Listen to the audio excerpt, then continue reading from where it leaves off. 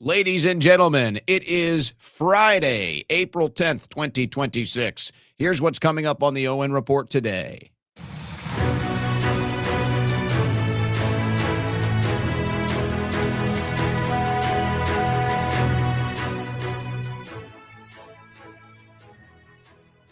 All right, we got a lot to discuss on a Friday. We got to do a little bit of a carryover portion from yesterday's news that we didn't get to. But let's talk about today. We can talk about the midterms. We've been talking about the midterms. It's starting to catch up with the GOP. It's starting to catch up with Trump that the midterms are not looking good. Now, Trump has been a little bit distracted, so I don't know how closely he's monitoring the situation. But the GOP and its mouthpieces in the media, they're now realizing it's time to panic. They're now realizing they have to address this issue for the midterms or it's not going to look good for them. And they've come out with their two presentations now. They've come out with their two messages now, and they may have even made the decision it's best to keep Trump out of this, actually. Now they've maybe made the decision it's best to keep Trump out of this. Now, that doesn't mean he's not going to be on the campaign trail, but they might have decided, hey, let's not have Trump engaging in these talking points. That's not going to look good for him. Let's leave that to our mouthpieces in the media to carry these talking points to try to convince people to go vote in the midterms. So I'm going to show you these talking points, but I'm going to explain why they fail, and they're dead on arrival. And it just shows how out of touch the GOP is right now, and they have no winning message. Because the winning message, if the GOP wanted to win the midterms, the winning message, they're not allowed to say it. The GOP is not allowed to have a winning message for the midterm. So you're not going to get it. But I'll tell you the message that they're going with, and I'll tell you why it's going to fail. Now, it kind of got overshadowed, and maybe this was the intention of Trump's post yesterday, ridiculing the four former, now, I guess, Trump supporters, however you want to put it. Maybe the purpose of it was to distract from Epstein. And, you know, it's so crazy now, as you're kind of trying to follow the bouncing ball, trying to decipher what motives exist behind each move. So, okay, we need the Iran war to distract from the Epstein files. All right, the Iran war isn't doing very good. We need the Epstein files to distract from the Iran war. Okay, the Epstein thing isn't working. Here, let me just post something completely out of mind. Let me just post something completely psychotic, and that'll distract from everything. Well, that worked for a day. It's not going to work today. This issue with the Epstein files and Melania, and you may recall an old New York Times story. We covered it. It's a month or so old. We're going to bring it up again today about Trump's friend, that Trump used ICE to deport his wife or baby mama. It's a complicated situation. That is coming back to the surface, and it's causing other individuals, let's say, involved in this Epstein circle to start to speak out and point out some other things that researchers are looking into. We all knew the Epstein thing was bad. Now the question is, how bad is it for Trump? How bad is it really for Trump? And trying to ignore it, trying to say that Trump is a victim here, or that Trump, was helping in the investigation. Maybe it's true, maybe it's not.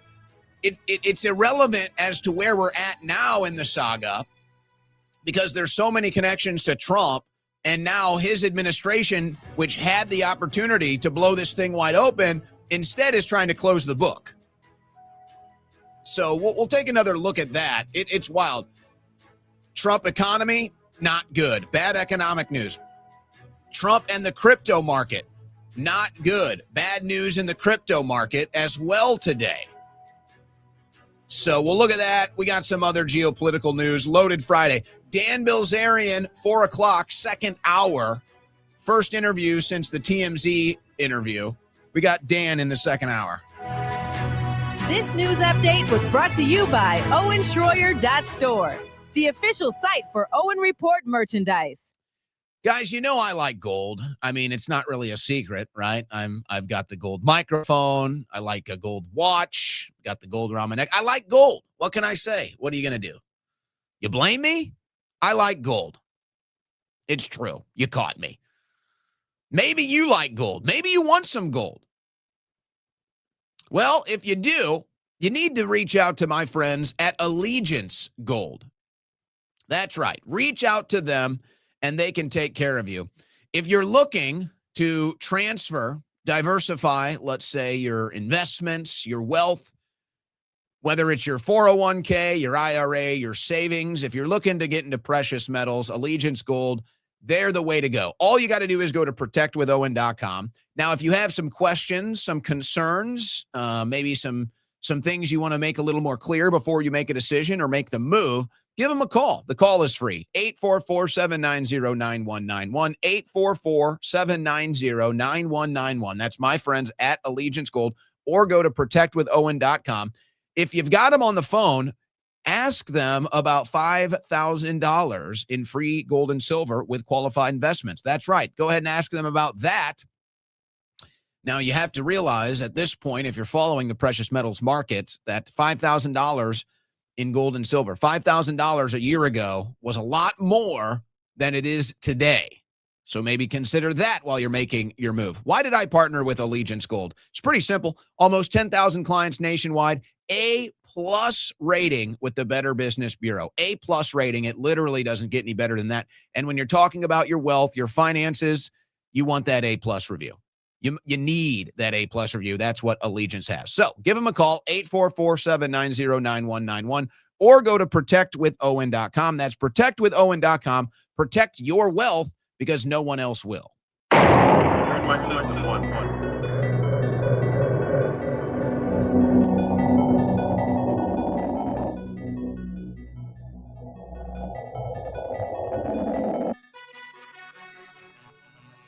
On the cutting edge of news and analysis, the Owen Report with Owen Schroyer.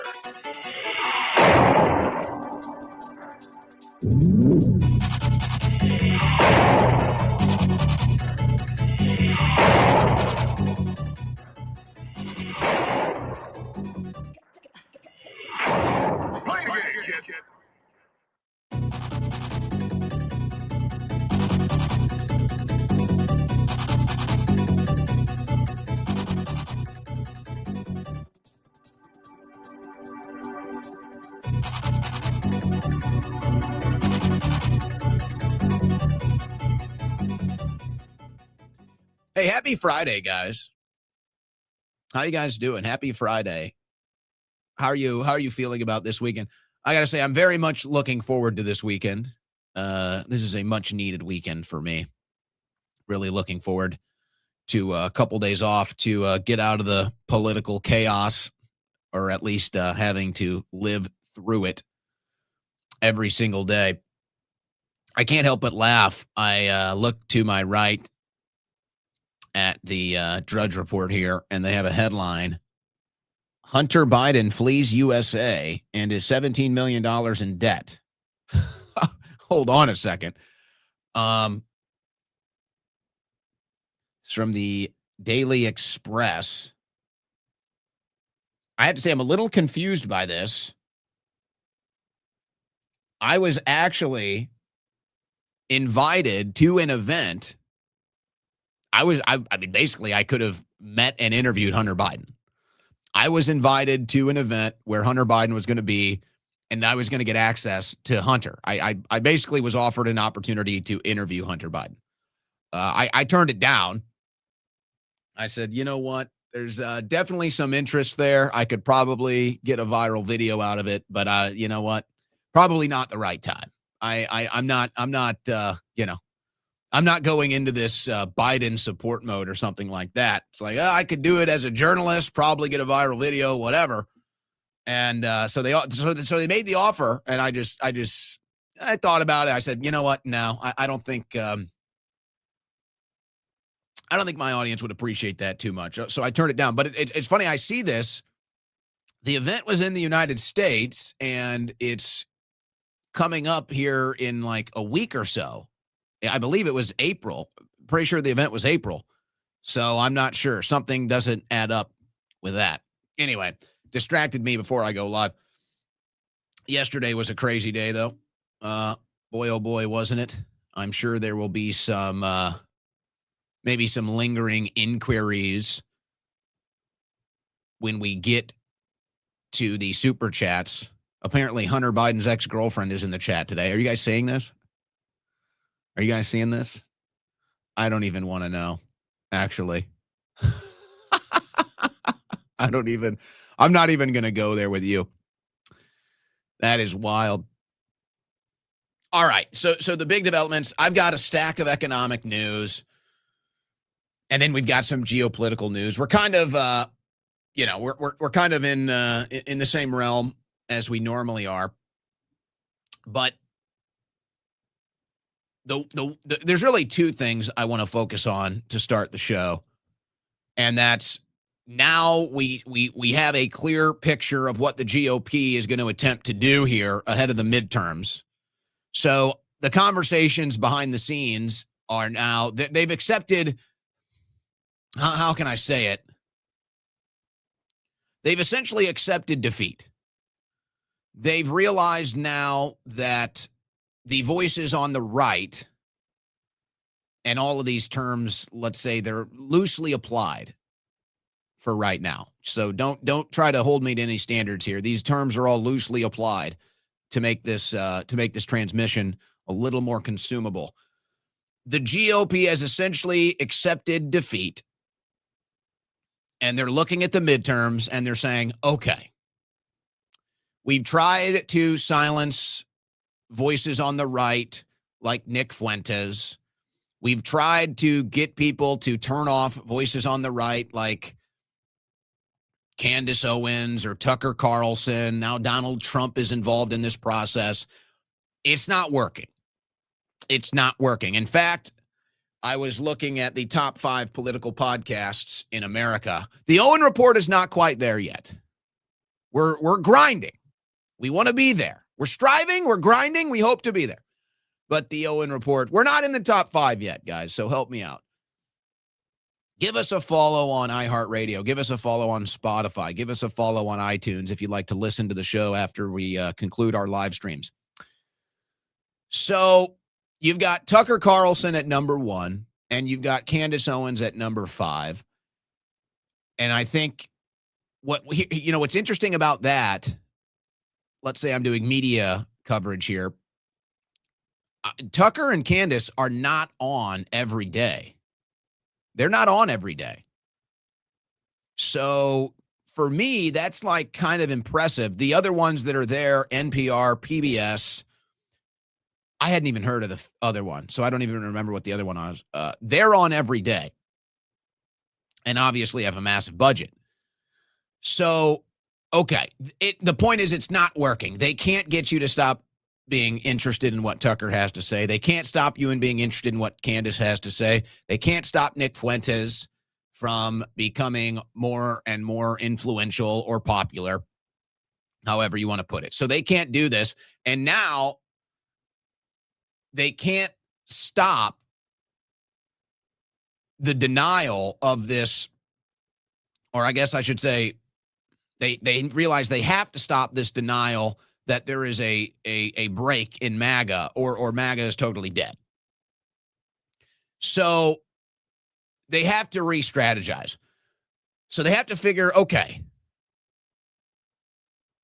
what can we do to convince people to vote in the midterms? We can't get them to turn off these talk show hosts that we don't like.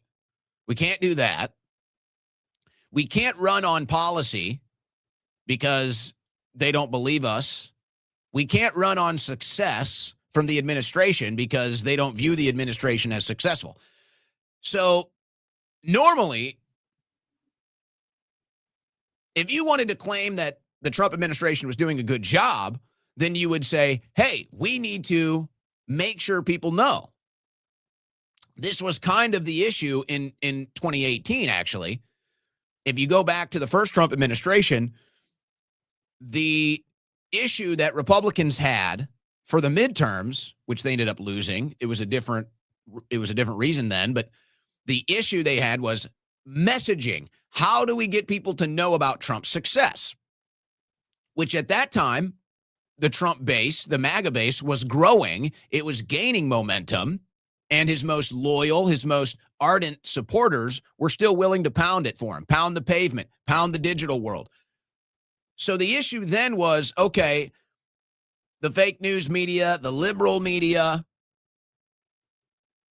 they're not telling the truth about Trump's success. So how do we get the success stories out there? That was the challenge in 2018. Ultimately, they failed. The challenge is differently now. They can't run on the success of Trump. They can't do it. They can't do it. Whether they think Trump is successful or not, they know that it doesn't work, and they can't do it. Now, obviously, you'd like a situation.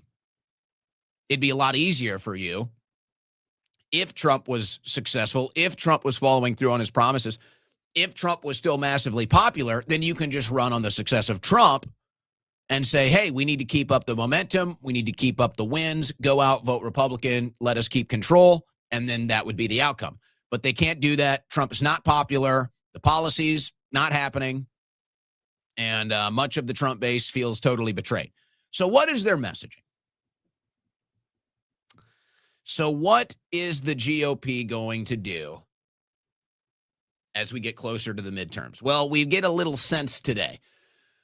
And, you know, the voices, the voices of the GOP talking heads, the GOP mouthpieces, they're going to change every election cycle. Some are going to be the same, but we can all tell.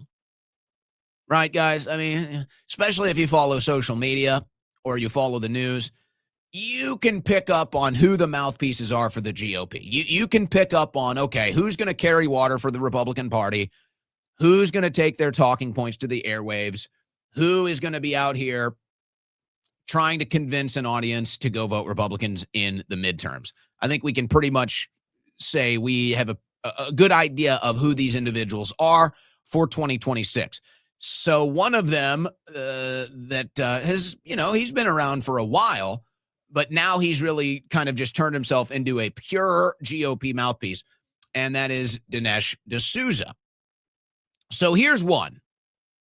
I'm going to show you the two. They have a two-pronged attack style for the midterms as far as messaging to get you to vote. Here's one of them from Dinesh D'Souza. This is this morning. It's time for Republicans, conservatives, and patriots to rally behind Trump. Politics is fought in teams. There is no way forward other than with Trump. Anti-Trump means a return of censorship, political targeting, and an open border. Don't be an agent of your own destruction. Okay. So there's a lot cooked in here. First of all, let's address the large request. Let's look at the large ask here. Dinesh D'Souza as a voice piece for the Republican Party here. What are they asking? Or maybe you start with what are they admitting? So even though they say Trump has 100% from MAGA, they know that's a lie. So here they are admitting they're liars, which right out of the gates, when you see, we've already crossed a line now. We've already crossed a line where you realize that the entire purpose behind this message is a lie. You guys say Trump has 100% support from MAGA, and then you come out and you say, hey, all you people that don't support Trump anymore, we need your vote. So it doesn't matter that Trump called us panicans. It doesn't matter that Trump said we don't need your vote anymore. It doesn't matter that you claim he's getting 100% support from MAGA. We're supposed to just ignore that like none of it happened, pretend there's no division here. But then you're coming out and admitting that by saying, hey, Republicans, conservatives, patriots, you know, this coalition that we destroyed here and then we insulted you guys, we do need your votes after all. I know we said we didn't need your votes. We actually do need your votes. I know we said that MAGA 100% supports Trump, but that was a complete lie. We're sorry. We lied about that, but we need your votes. We need your votes for the midterms because we're better than Democrats. So that's their pitch. We're better than Democrats. Well, that's not going to work. And the fact that you're admitting without saying it that, yes, MAGA is dead. You're admitting without saying it that, yes, you're lying about Trump having 100% support from MAGA. And you continue to make these claims that, oh, they call it the woke right. Of course, they're the woke, but we'll put that aside for now. They have no influence. They have no following. That's not the real world. And now here they are begging and groveling because they know that's a lie. So the very basis of this pitch is all in lies. It's not going to work. Oh, politics is fought in teams. So this is where it gets interesting. And we might get a little more in depth with this later in the broadcast because I assume there'll be some questions in the super chats today that I'll have to answer. Politics is fought in teams. I want to explain something here. There was a time. Let me really try to get you guys into a different perspective here. And I think you'll be able to somewhat understand this. I don't know if everybody can relate to this, but I think you'll be able to understand this. There was a time where, like, for example, I was really hard against the left for the last 10 years, let's say, really beyond that. I don't even know if I could say that. I was anti-Obama, but really, really went against the left for the last 10 years. Okay. Now, when you first start to have an impact, the attacks start coming from all different types, all different forms. I don't need to go down my rap sheet of everything I went through. Okay, you guys know it, whatever. But the point is, when we would move forward, or when I would move forward with this stuff, knowing I was going to catch the heat, knowing I was going to catch the lawfare, the censorship, the physical attacks, all of it, I knew at that time, at least, I was like, hey, I'm going forward, but I'm not going alone. We have a unified coalition, and they will have my back no matter what. So whatever ends up happening to me, I get arrested again, I get sued, whatever.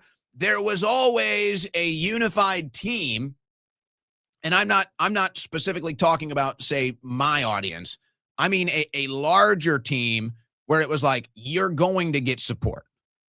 You're going to get support. There's going to be some form of an infrastructure. There's going to be some form of a unified front that when you go and hit the barbed wire first, there will be some support there. There will be a unified front of support.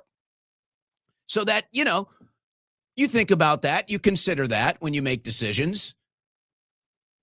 And so for 10 years, it was like, hey, I will gladly do this. We will ram our heads against the left.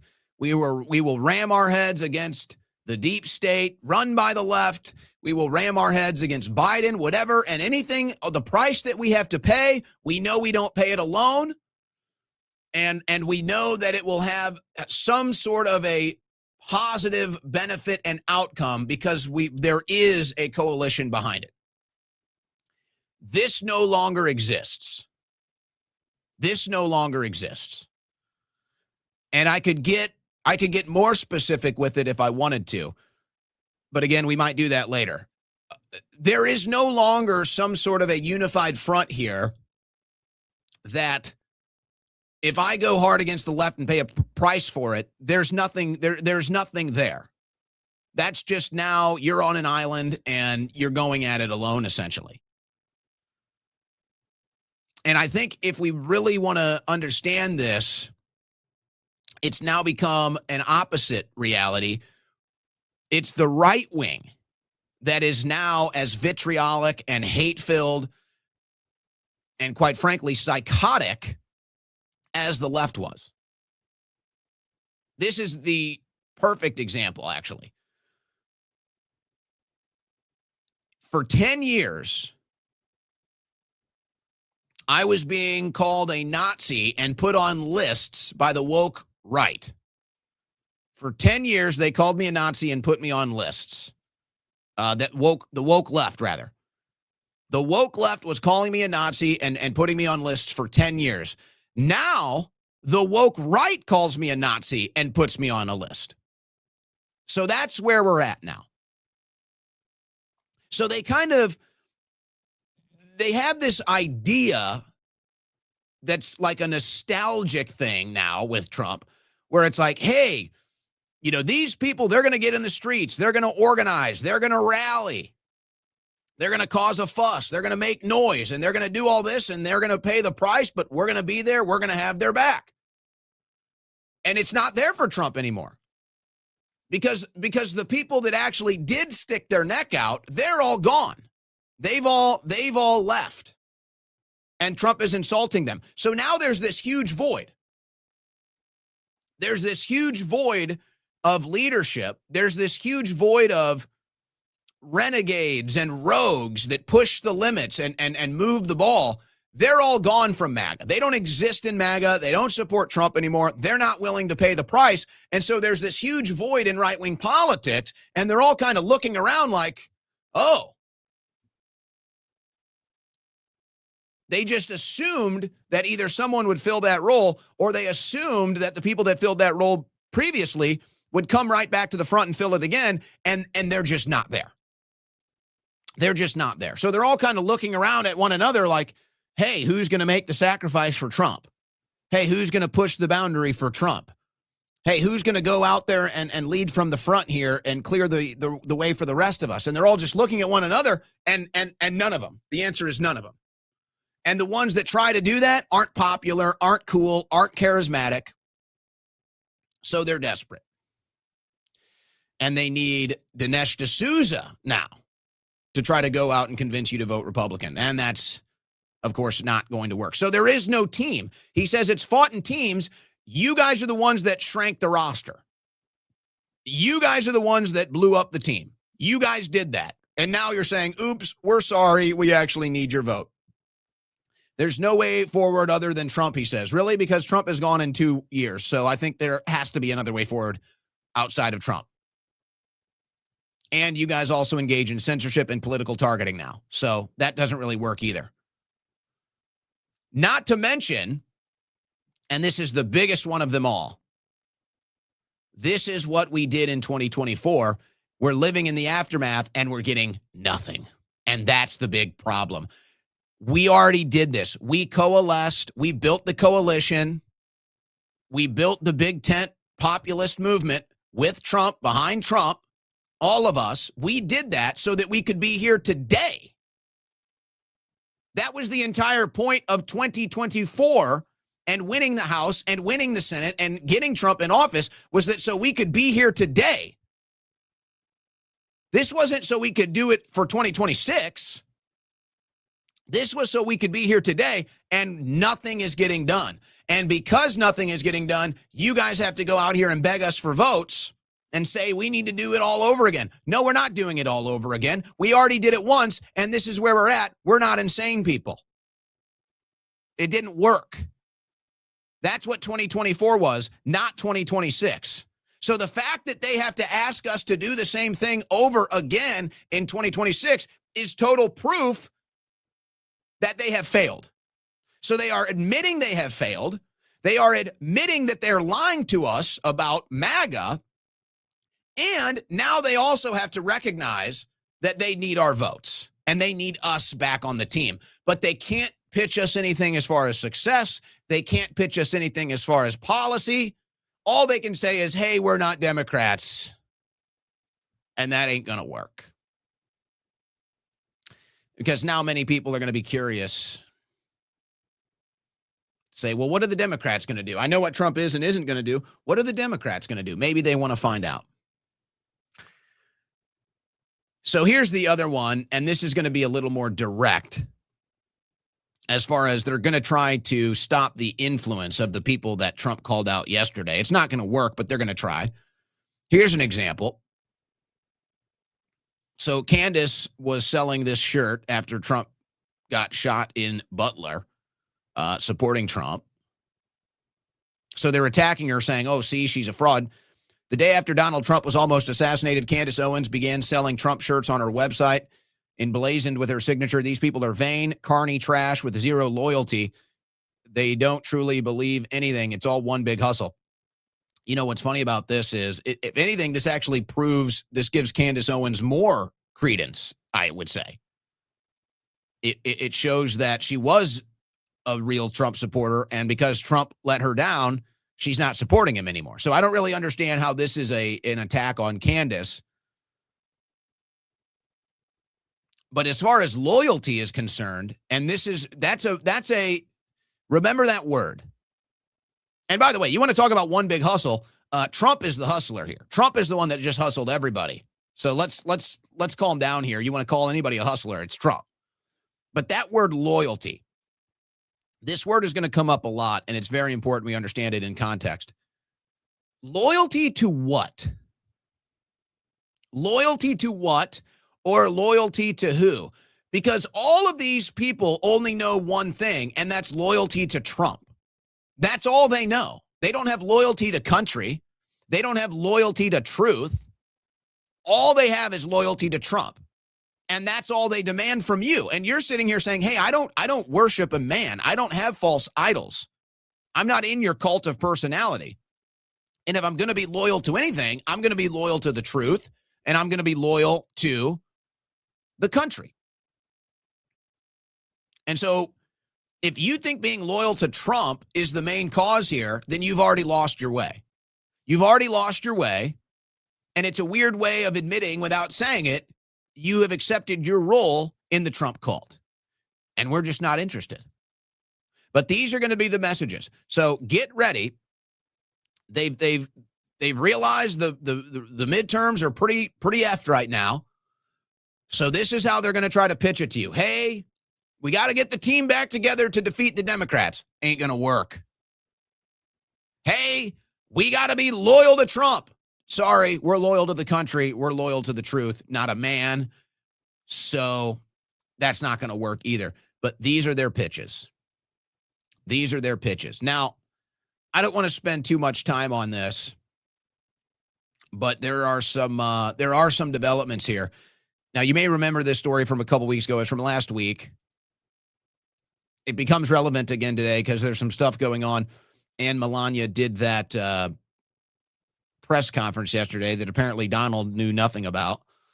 So do you guys remember this from last month? Trump friend asked ICE to detain the mother of his child, Paolo Zampoli, a former modeling agent and a longtime Trump ally, was in a custody battle over his son. An ICE official agreed to help. So we covered the story. Essentially, Trump uses ICE to deport people that his friends want out of the country. This is maybe the most egregious case. At least it's the most egregious case that we know about. Now, we're learning more about Zampoli and his. I don't think they were ever officially married. I think that they kind of had like a sham marriage going on for a while, and then they had this custody battle. But I think that this lady here, who I believe is in Brazil still, is what the reporting is. He learned that his Brazilian ex-girlfriend was in a Miami jail, arrested on charges of fraud at her workplace. They had been in custody battle over their teenage son. He saw an opportunity to have her deported. He called Trump, had her deported. So now the woman, Amanda Ungaro, who got deported on a specific request from a Trump friend so that he could get her out of the country and I guess maybe win a custody battle. We'll see how all of that goes. But now it's looking like there was a interest from the Epstein class, which I think we all have to consider Trump a part of now. There was an interest in the Epstein class to get Amanda out of the country because apparently Amanda has a lot of dirt. Now, we don't know the full story, so I don't want to go into too much of the details that are coming out right now. But I want to make you aware of this. Amanda Ungaro, it would appear to me that there was kind of some hush-hush stuff going on. And that maybe Amanda, she knows some stuff, obviously. And she's saying, look, I don't have to be a pest to you guys. I don't have to be a nuisance to this Epstein class. I just want to live in America and live with my son. Just let me have my son. Let me live in America, and I don't need to be a problem for you guys. Well, instead, a call was made, and Trump made sure that she not only couldn't stay here, but she couldn't get access to her kid. And it looks like she didn't take too kindly to that. And it looks like now she's decided she might be a thorn in the side of the Epstein class. Now, I don't know. Is it so bad that she could commit suicide like so many others? I don't think this story is going away.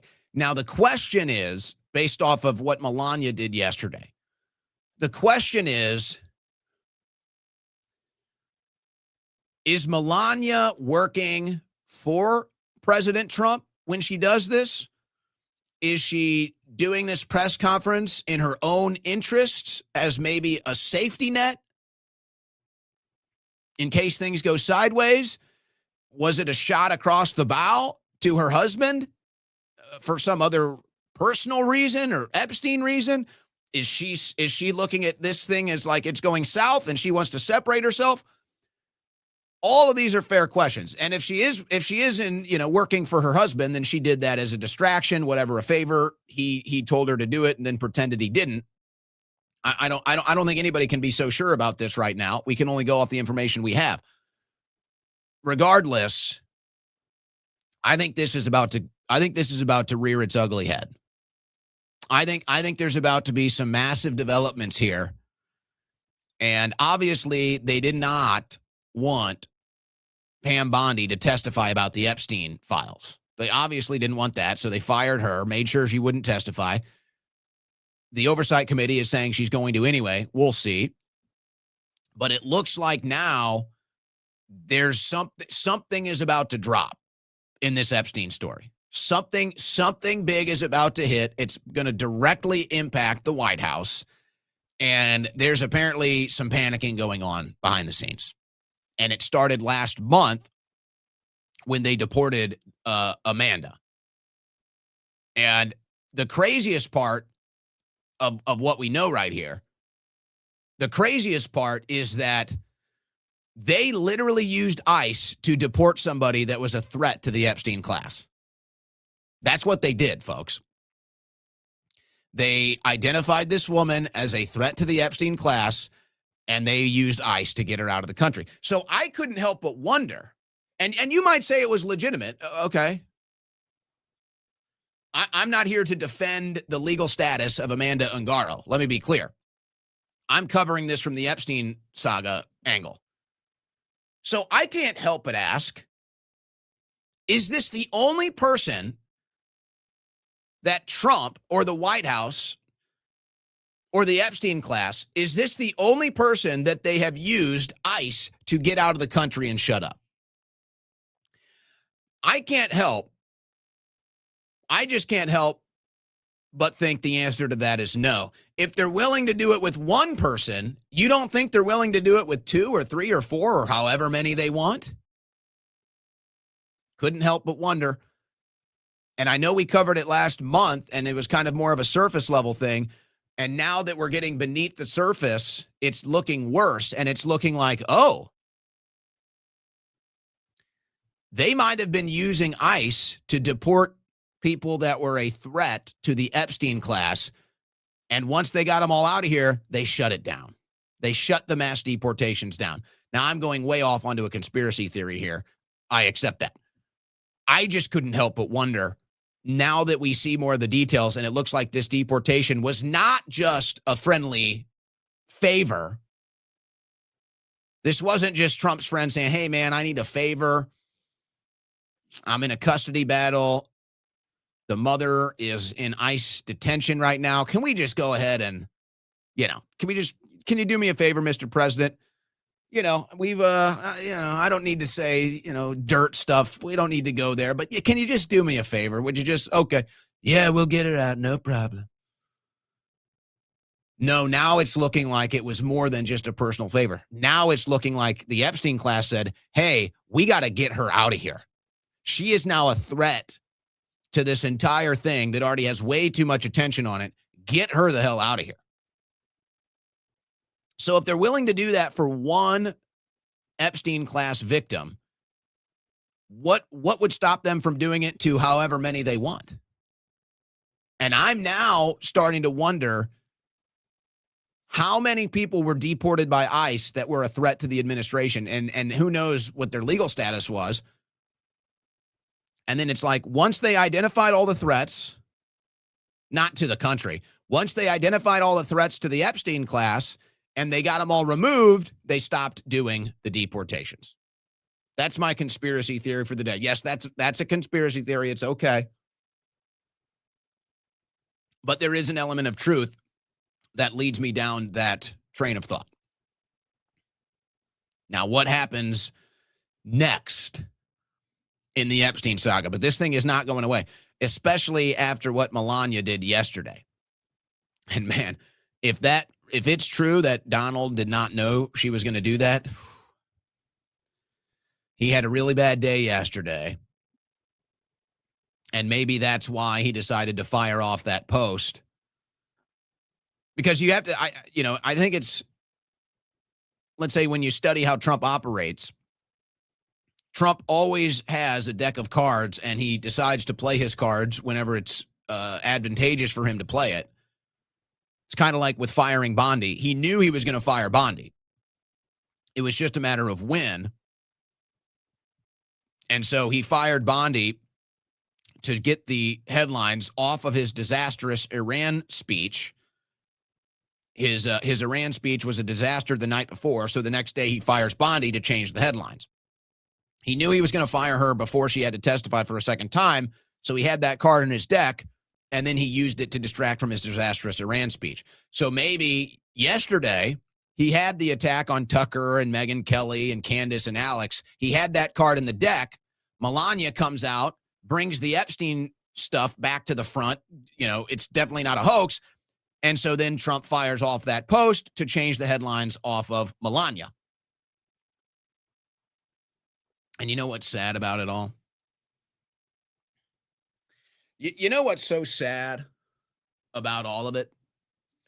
Is that this is what the administration has become. Some reality TV show drama instead of actually working for the country and trying to fix the country. This is the crap we're dealing with because of Trump now. So there's a reason why you're not getting America First policy. There's a reason why Trump doesn't even seem to have a clue what's going on as far as the American people are concerned. He's got his own issues, and he's weighted down by his own issues is what's going on here, guys.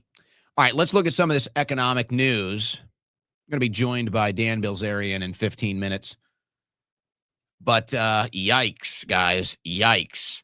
March inflation jumps to 3.3% as gasoline prices post largest increase amid Iran war. The gasoline index saw its largest monthly increase since the series was first published in 1967. 21, I think it was 21.2. What was the number? Is it in this one? Yes, 21.2. Gas prices increased 21.2% in the month of March. That is a record. And if you look at this graph here, you can see the increase in prices across the board. It's not good. It's not good, guys. The economy is not good. It's not getting any better. It's actually getting worse. It's actually getting worse. And this is everywhere today, guys. This is everywhere. CPI report shows inflation surged in March as Iran war drove up energy costs.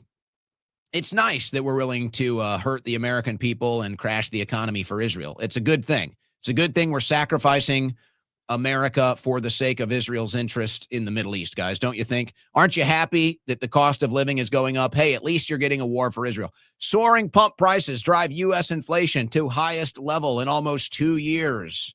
It's worse than Biden. How do you like that? I could do these headlines all day long. They're everywhere, guys. I'm telling you, it was top story on almost every news outlet today. U.S. inflation tripled last month on record spike in gas prices. And then, okay, so now we get into, I don't even know if the Democrats are smart enough to go after Trump with this angle. I don't even know if they're smart enough. There might be one or two Democrats in there that might be smart enough. I think that this might actually be the angle that could destroy Trump. More so than, was it legal for him to go to war with Iran? Was it legal for him to blow up those drug boats? It's going to be the insider trading. Because to me, he's so caught up in this now, it's undeniable. And that's without even any real investigation. Trump praises Palantir with stock down 15% this week as Iran conflict drags on. So some weird Truth Social posts from Trump today. Just really weird. President Donald Trump lauded Palantir in a post to Truth Social on Friday as the stock headed for a plunge this week. And, of course, we all know about Palantir and its AI technology in the U.S. government. And then there's been some other stories around Palantir stock, which was skyrocketing after Trump got in, and then it's been going down. And so why is Trump, and he posted the actual stock label. Why is Trump pumping Palantir stock today, guys?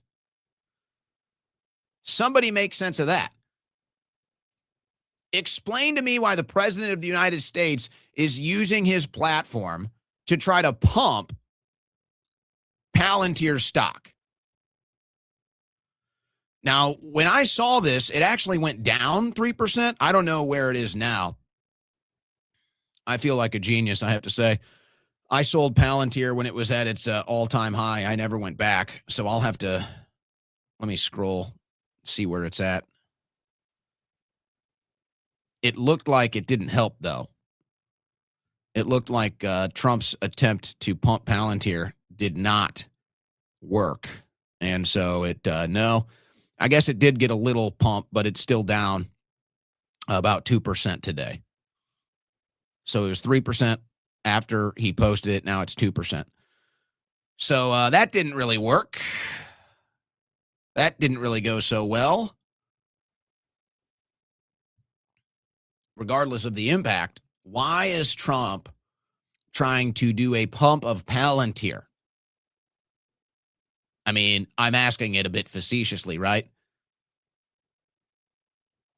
This has to be the biggest insider trading administration ever, and I don't even think there's anything else on the map. I don't even think there's anything else to compare it to, actually. And now I think they're about to do another one. Because the White House is putting out statements.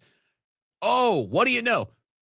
As soon as the stock market closes tonight, they're going to make a decision about Iran. So don't be surprised if there's some bombing of Iran tonight. It's like they're already signaling. I don't know the code words, but that's what this looks like. It's like there's some sort of a code word that either comes from Trump or comes out of the administration, whatever, it makes its way into the media, and that's the sign to either sell or buy. And this has been the case for the last month, guys. This has been the case for the last month. And if you've been following the market since Trump got in, which I have been more than any other time in my life, and I've explained this before, I don't want to go into it, but I mean, folks, if you follow the Trump administration and you kind of pick up on the cues, that's not a QAnon thing. I mean, like the messaging, you can get ahead of the market and you can ride the waves of the insider traders. It's so obvious. So I'm sitting here and I'm like, oh, what are they said, okay, 2 weeks.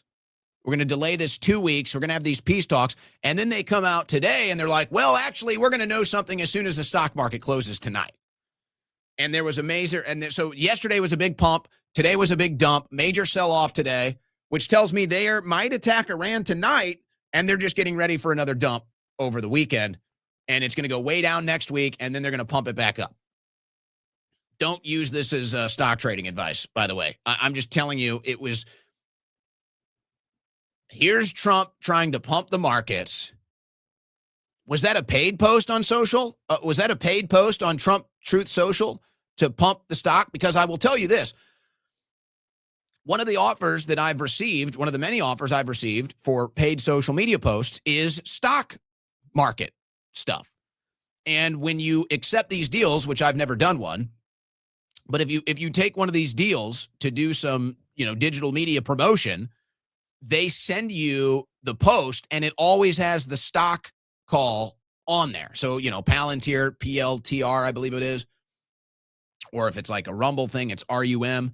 So they always make sure that you put the actual stock call letters in there because they want people to go out and buy the stock, obviously. So why is Trump doing that today? Is that a paid promotion? Is this because the Trump family has interest in it? I mean, seriously, that just looks like they're not even trying to hide the corruption anymore. It's like, you know what? Screw it. Let's just openly show how we're pumping and dumping and rigging the market. So I think this one is even worse when it comes to impeachment. Obviously, the Democrats are going to go after the war in Iran. No congressional approval. The Democrats are going to go after bombing the boats. No congressional approval, no proof. The double tapping, all of it, the killing of schoolgirls. The Democrats are obviously going to go after all of that in impeachment should we get there. But I think this could be the one. Because, war, how many people can really follow and keep up with the complexities of war and all the different legal interpretations of what's constitutional and what's not? Everybody understands money. Everybody gets money. That's not as complex. Now, you can say the stock market, insider trading, maybe that's a little more complex, but people get it. They don't need some explanation. Oh, you're stealing money. Oh, you're rigging the stock market. Oh, you're doing insider trading. People pick up on that instantaneously. I think that could end up being worse for Trump than the war stuff, should the Democrats decide to take that angle. But that's not all. That's not all. Trump-backed WLFI token drops 12% to record lows after team defends multi-million lending position. Oh, my gosh. Folks, I'm not the expert on this. I went and watched some breakdowns. I'll try to explain it briefly as we're about to hit the hour here and get Dan Bilzerian on. World Liberty Financial responded to CoinDesk's reporting by saying it would simply supply more collateral if markets moved against it, a statement that did not reassure holders. Folks, it sounds like to the people that are following this that the Trump team just did a massive rug pull again and just essentially took a bunch of money and can't guarantee they're even going to be able to pay it back. So it looks like the Trump team covered their losses by pulling money out of this deal. And now the investors are like shaking their head like, wait, what? And there's no guarantee that it'll ever come back. It just looks like pure corruption. There's no other way to put it. But don't worry. Despite all the rug pulls in the crypto world, they're going to do it all again.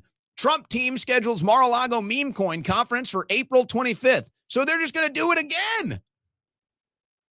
They're just going to do it again. And then look at this.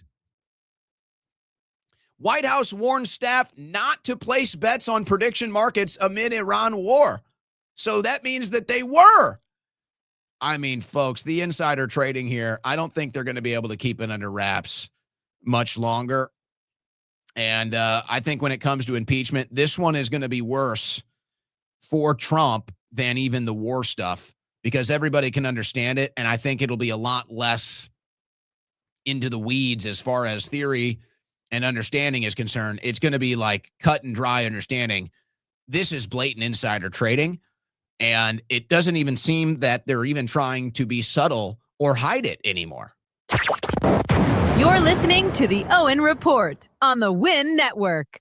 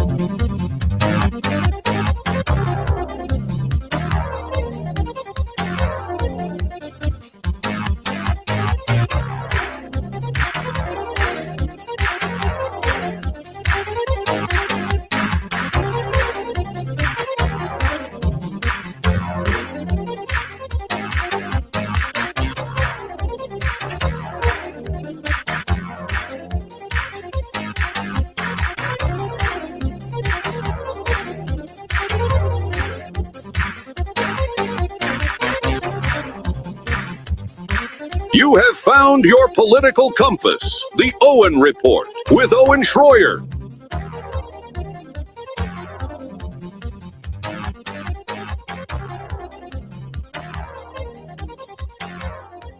All right, guys, we're moments away from being joined by Dan Bilzerian running for Congress against Randy Fine. Talk about a swamp monster. Talk about a foreign loyalist. Now, before we do get Dan on, I want to play the viral clip. And, of course, this is the clip that TMZ wants everybody to see because they think it's some sort of a victory for them or some sort of a victory against Dan. It's definitely not the victory that they think it is. But here's the big viral clip that they posted, got millions of views. And I do want to at least give Dan the chance to really answer the questions because they were constantly talking over him, asking him multiple questions so that he couldn't even really get a real answer in there. So we're going to give him that opportunity. But first, in case you haven't seen it, here's the clip. I think the clip is hilarious.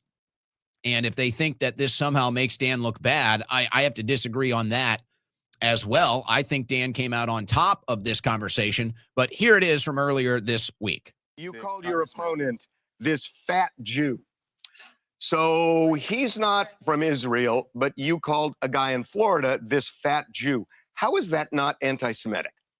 Well, he's a Jewish supremacist, and he puts Israel before America, and I think that he should be tried for treason. This fat Jew is anti-Semitic. Yes, Dan. I mean that's what you say, but how about that's every what single time that's what I know. I don't say it. I know he it. literally talks about how Muslims are lower than dogs. So is that Islamophobic? Yes, it is, and that wouldn't be that's not appropriate for him to say either. If he had said that, but he does all the time, and he tweets that, and he's a senator. Are you anti-Semitic? No, I'm not anti-Semitic. I think that that's kind of a made-up term. I think the Palestinians are the real Semites. Term? Yes, because if you look at what a Semite was is, Hitler anti-Semitic? What's that? Was Hitler anti-Semitic?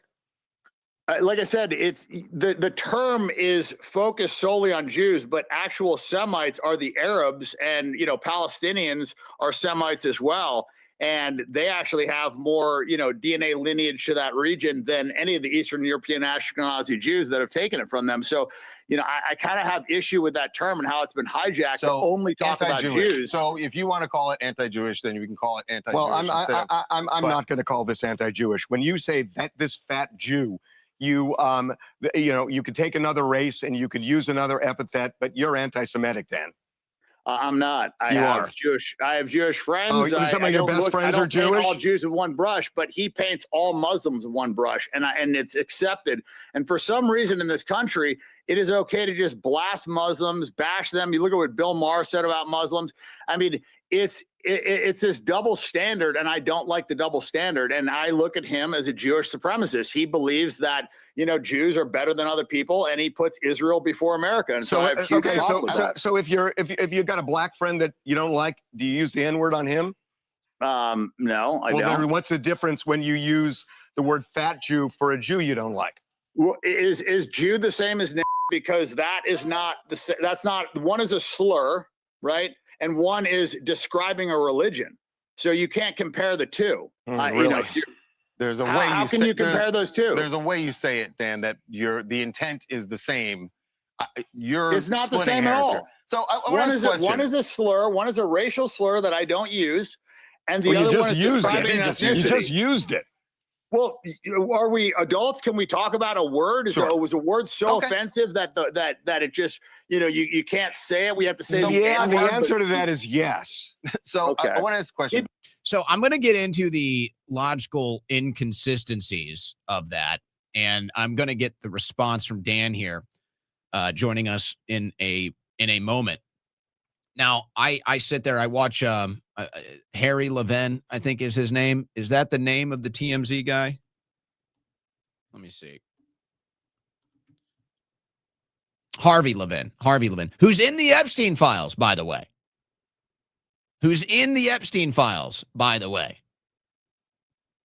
4 times Harvey said fat Jew. 4 times. It's like he's the one that wanted to say it. Harvey seems to be the one in this conversation that wanted to say it so badly. And so you can say it's for shock value. It's for the purposes of, putting a little heat into this interview. Okay, perhaps. And yet they want to make the claim in the same conversation where he emphatically says fat Jew. Like he wants fat Jew. Like that's Harvey Lynn 4 times, fat Jew. It's like he wanted to say it more than anything. But I guess since he's Jewish, it's okay, right? I mean, that's the idea. So it's like, if you're black, you can use the N-word or whatever. If you're Jewish, you can say Jew.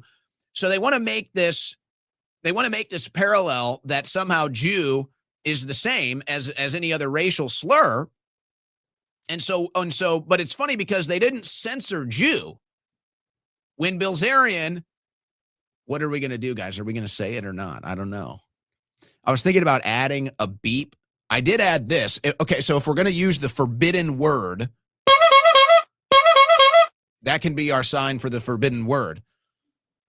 So they censored the forbidden word, but they didn't censor Jew. So how are they going to make that parallel and then censor Dan when he says one word and then not censor the other word out?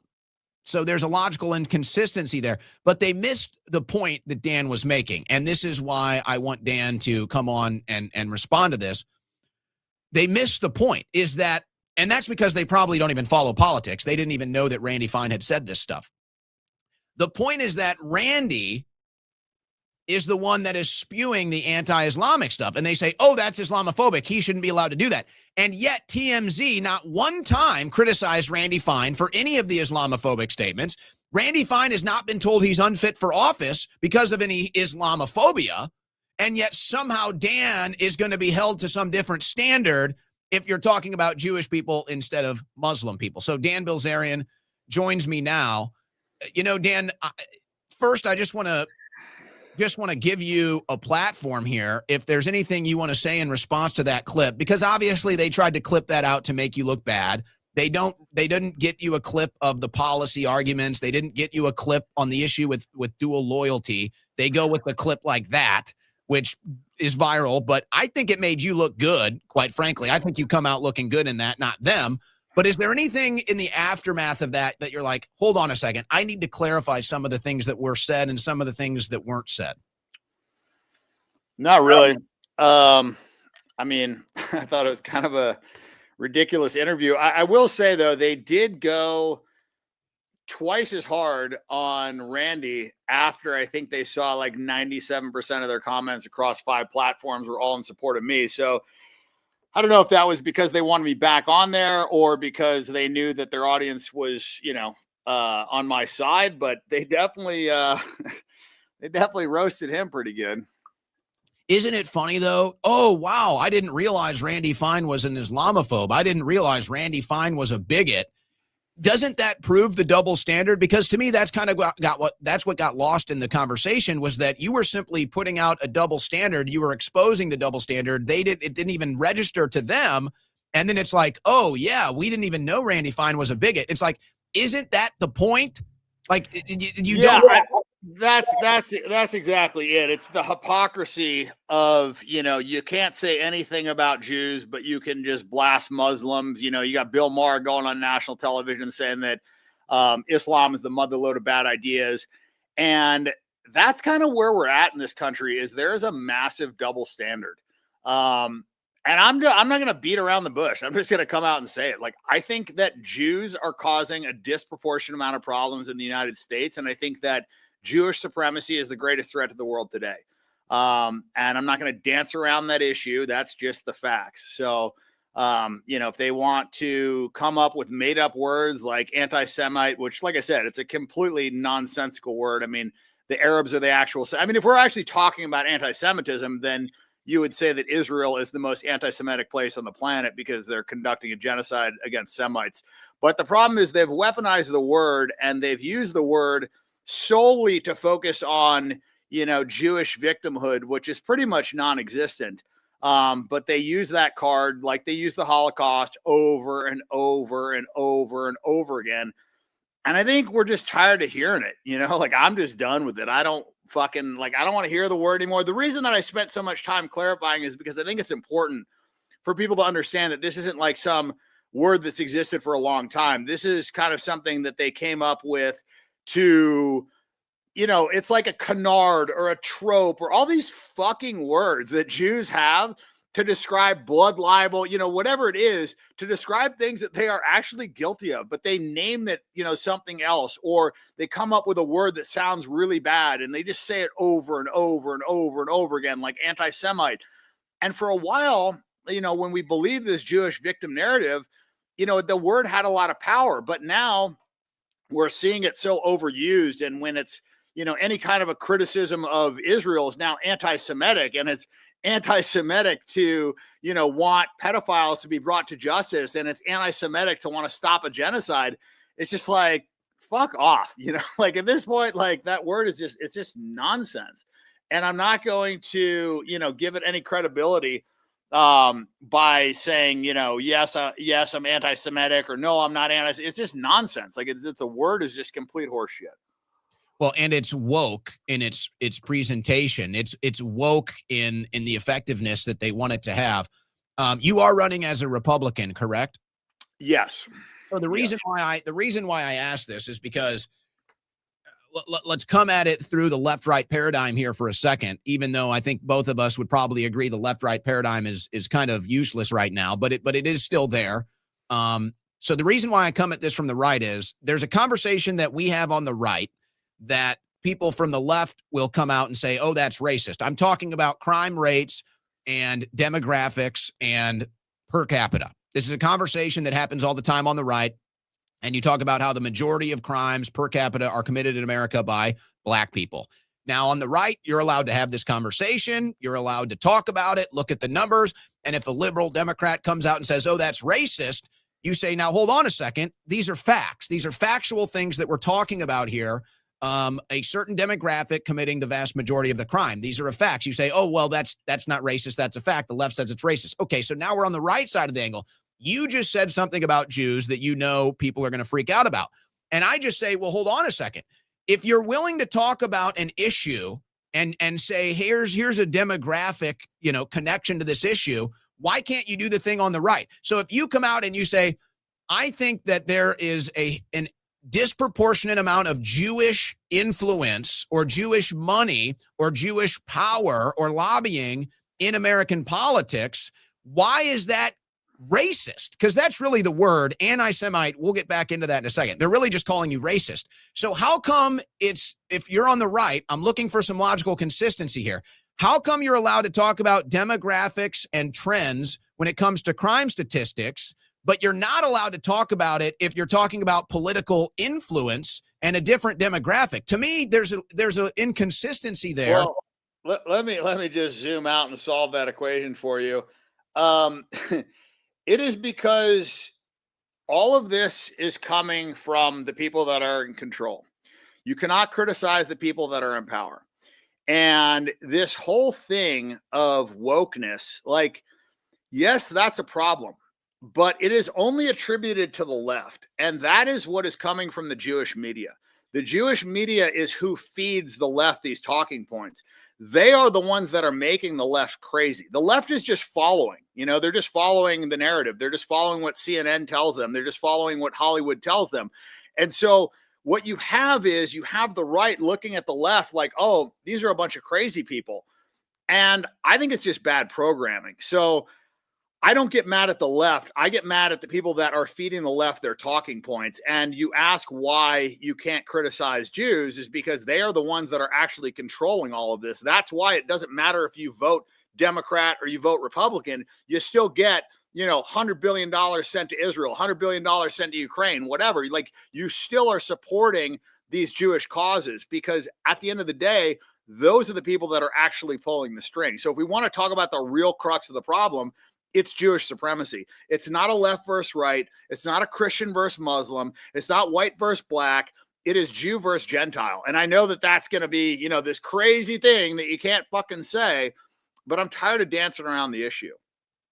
I want to give you an opportunity to clarify what I think you were trying to get to before you were interrupted during that interview, which it's really so funny to, I mean, honestly, I mean, Dan, I'll admit maybe I'm a little biased because you and I have conversations. I don't talk to the boys over there at TMZ, but to me, you came off as much more, well-rounded and understood. They kind of came off like beta cucks during that interview, but they were interrupting you and you didn't really get this point across. And you were trying to explain how, hey, you guys are okay with Randy Fine being Islamophobic. Nobody's calling for Randy Fine to be removed from office or he's too bigoted or he's too racist when he bashes Muslims all day. But all of a sudden you offer one criticism of Jewish people and now all of a sudden you can't run. You're a bigot. You're not qualified. It's like that's the double standard that you were trying to explain. I don't even think it registered with them though, Dan. I don't. It's like they were too low IQ to even understand what you were saying, and maybe that's because they were ignorant, as you were pointing out. Once they found out, okay, there is something there, they came around. How much of this, how much of what your campaign is going to do, how much of it is it about breaking down those walls and getting some logical consistency so that people can see the whole spectrum of conversation and not just the limited spectrum they want us to see? I mean, that's a part of it, but I want to get in there and shake the motherfucking tree. I want to dismantle the Fed. I want to get rid of the IRS. I want to get rid of the ATF. Like, I want to shrink government. I want to prosecute anybody for treason that has that's serving in office that has more allegiance to a foreign country than the U.S. Like, I want to really enact change. I don't want to just like say this stupid bullshit talking points that the Republicans say on their side and the left reads all their little fucking bullshit and then nothing ever changes. Nothing ever happens. Like, I want to get in there and actually really throw a fucking grenade in the toilet. Like, I want change. I want this government to stop operating in the best interest of a foreign nation. I want this government to focus on the United States. Like, I want an actual America first. I want all the things that Trump promised us and then just completely fucking rug pulled and lied to us about. That's what I want. And I also want to enact laws to where if you say that you're going to do something when you get in office and you just fucking lie to everybody and then do the opposite, I think you should be prosecuted for that. And I think you should be impeached for that. I think that there should be actual culpability with what you say. Like, I think if you're going to make a promise, you're going to run on something and you don't do it, you should be fucking held accountable for that. And I just think that's what this country is lacking, is accountability. Well, that is a message that is going to be very popular. That's a message that's going to resonate with a bunch of people. And that's why the only angle they're going to have against you is this claim of anti-Semite, which, you kind of addressed one angle of it when you were doing that interview. The other angle that I think is, it kind of proves that it's a weaponized word is really all you're saying is racist. That's all you're saying is it's racist. You're calling somebody a racist is what you're doing. But they've used this word anti-Semite like a weapon. So it's like, oh, no, that's a special racism. That's like a special. Exactly. It's like extra racism is anti-Semitic. So, yeah, exactly. They've weaponized the word, just like, Nazi and all these things where it just has like such a strong connotation because they've baked in all this propaganda for years and years and years that when you hear these words, it's like, oh, you freeze in your tracks. And that's what Jews have been doing. They've been conditioning us that they're victims and that you can't criticize them. And if you do, you're the biggest scum of the earth. And, the Holocaust and anti-Semitism and trope and blood libel. And it's just like, shut the fuck up. Like, I'm done hearing about all this shit while at the same time, you go and vilify all Muslims, say they're all fucking terrorists, say, Sharia law is coming to America. It's just bullshit. It's just absolute bullshit. The greatest threat to America is Jewish supremacy, and it's not fucking Islamification. There's less than 1% of America's Muslims. They're the least thing that we should be worried about. And, let me clarify this because I know that, it's just frustrating that you always have to say this, but there's people that just cannot wrap their hands around not every Jew is bad, but Jews can also be causing problems. So just because one good Jew doesn't mean that Jews aren't causing problems. Just like if I were to tell you that Asians are short and you say, oh no, but I know a tall Asian. Okay, motherfucker, Asians are still short. You know a tall Asian, great. And my point is that all Jews do not have to be bad for Jews to be causing problems. And that's what I'm trying to say. Just like, there's definitely Muslims that are causing problems, but to say that all Muslims are bad is just an ignorant statement. Well, that's why I use the juxtaposition when it comes to commentary on the right about, crime rates or demographics or specifically, let's say, issues in Black America's culture. The right has no problem discussing these things as an issue and talking about race, but it's like, oh, you're not allowed to do that about a different race or about a different religion than Islam. And so that to me is the double standard that needs to be broken down here. And I think that I think it's happening, Dan. It's really just a matter of getting it to the mainstream, obviously, where it's been rejected. Let's talk about that for a second. What is the ultimate purpose of that? What is the ultimate purpose of saying, if a cop kills a Black guy, it's racism? If, something happens to a Jew, it's anti-Semitism. But then if something happens to a white person, whatever, you stab this poor innocent Ukrainian girl on the subway. Nobody helps her. Nobody gives a fuck. This guy's going to get off, But if that was a Black girl, if that was a Jewish person, it would be hands across America, would be posting black squares, would be going crazy, would be burning down fucking police stations. So what actually is this? I'll explain it. It's very simple. It's an attack on whites. That's what it is, plain and simple. And that's coming from the Jewish community. And you see it over and over when they say, kill a white person today, or they tweet some crazy, vile thing against whites. And then 20 tweets later, it's like, oh, I'm not white, I'm Jewish. How many times have we seen that? And so like, you look at where all this white hate is coming from, who's pushing all the NGOs that are funding open borders? Who's pushing this melting pot idea? All of that is basically an attack on whites. It's not an attack on Blacks. It's not an attack on Jews. Who does that ultimately hurt? Who does DEI hurt? All these things are focused to basically undermine white people. And, and nobody wants to talk about that because you say that and you're a white supremacist. There's all these stupid labels, but it's just calling a spade, and I'm tired of dancing around issues. I'm tired of pretending, that we can't, just like, they have like, oh, the N word, if you say that, it's this crazy thing, but you can say spick. It's not the S word.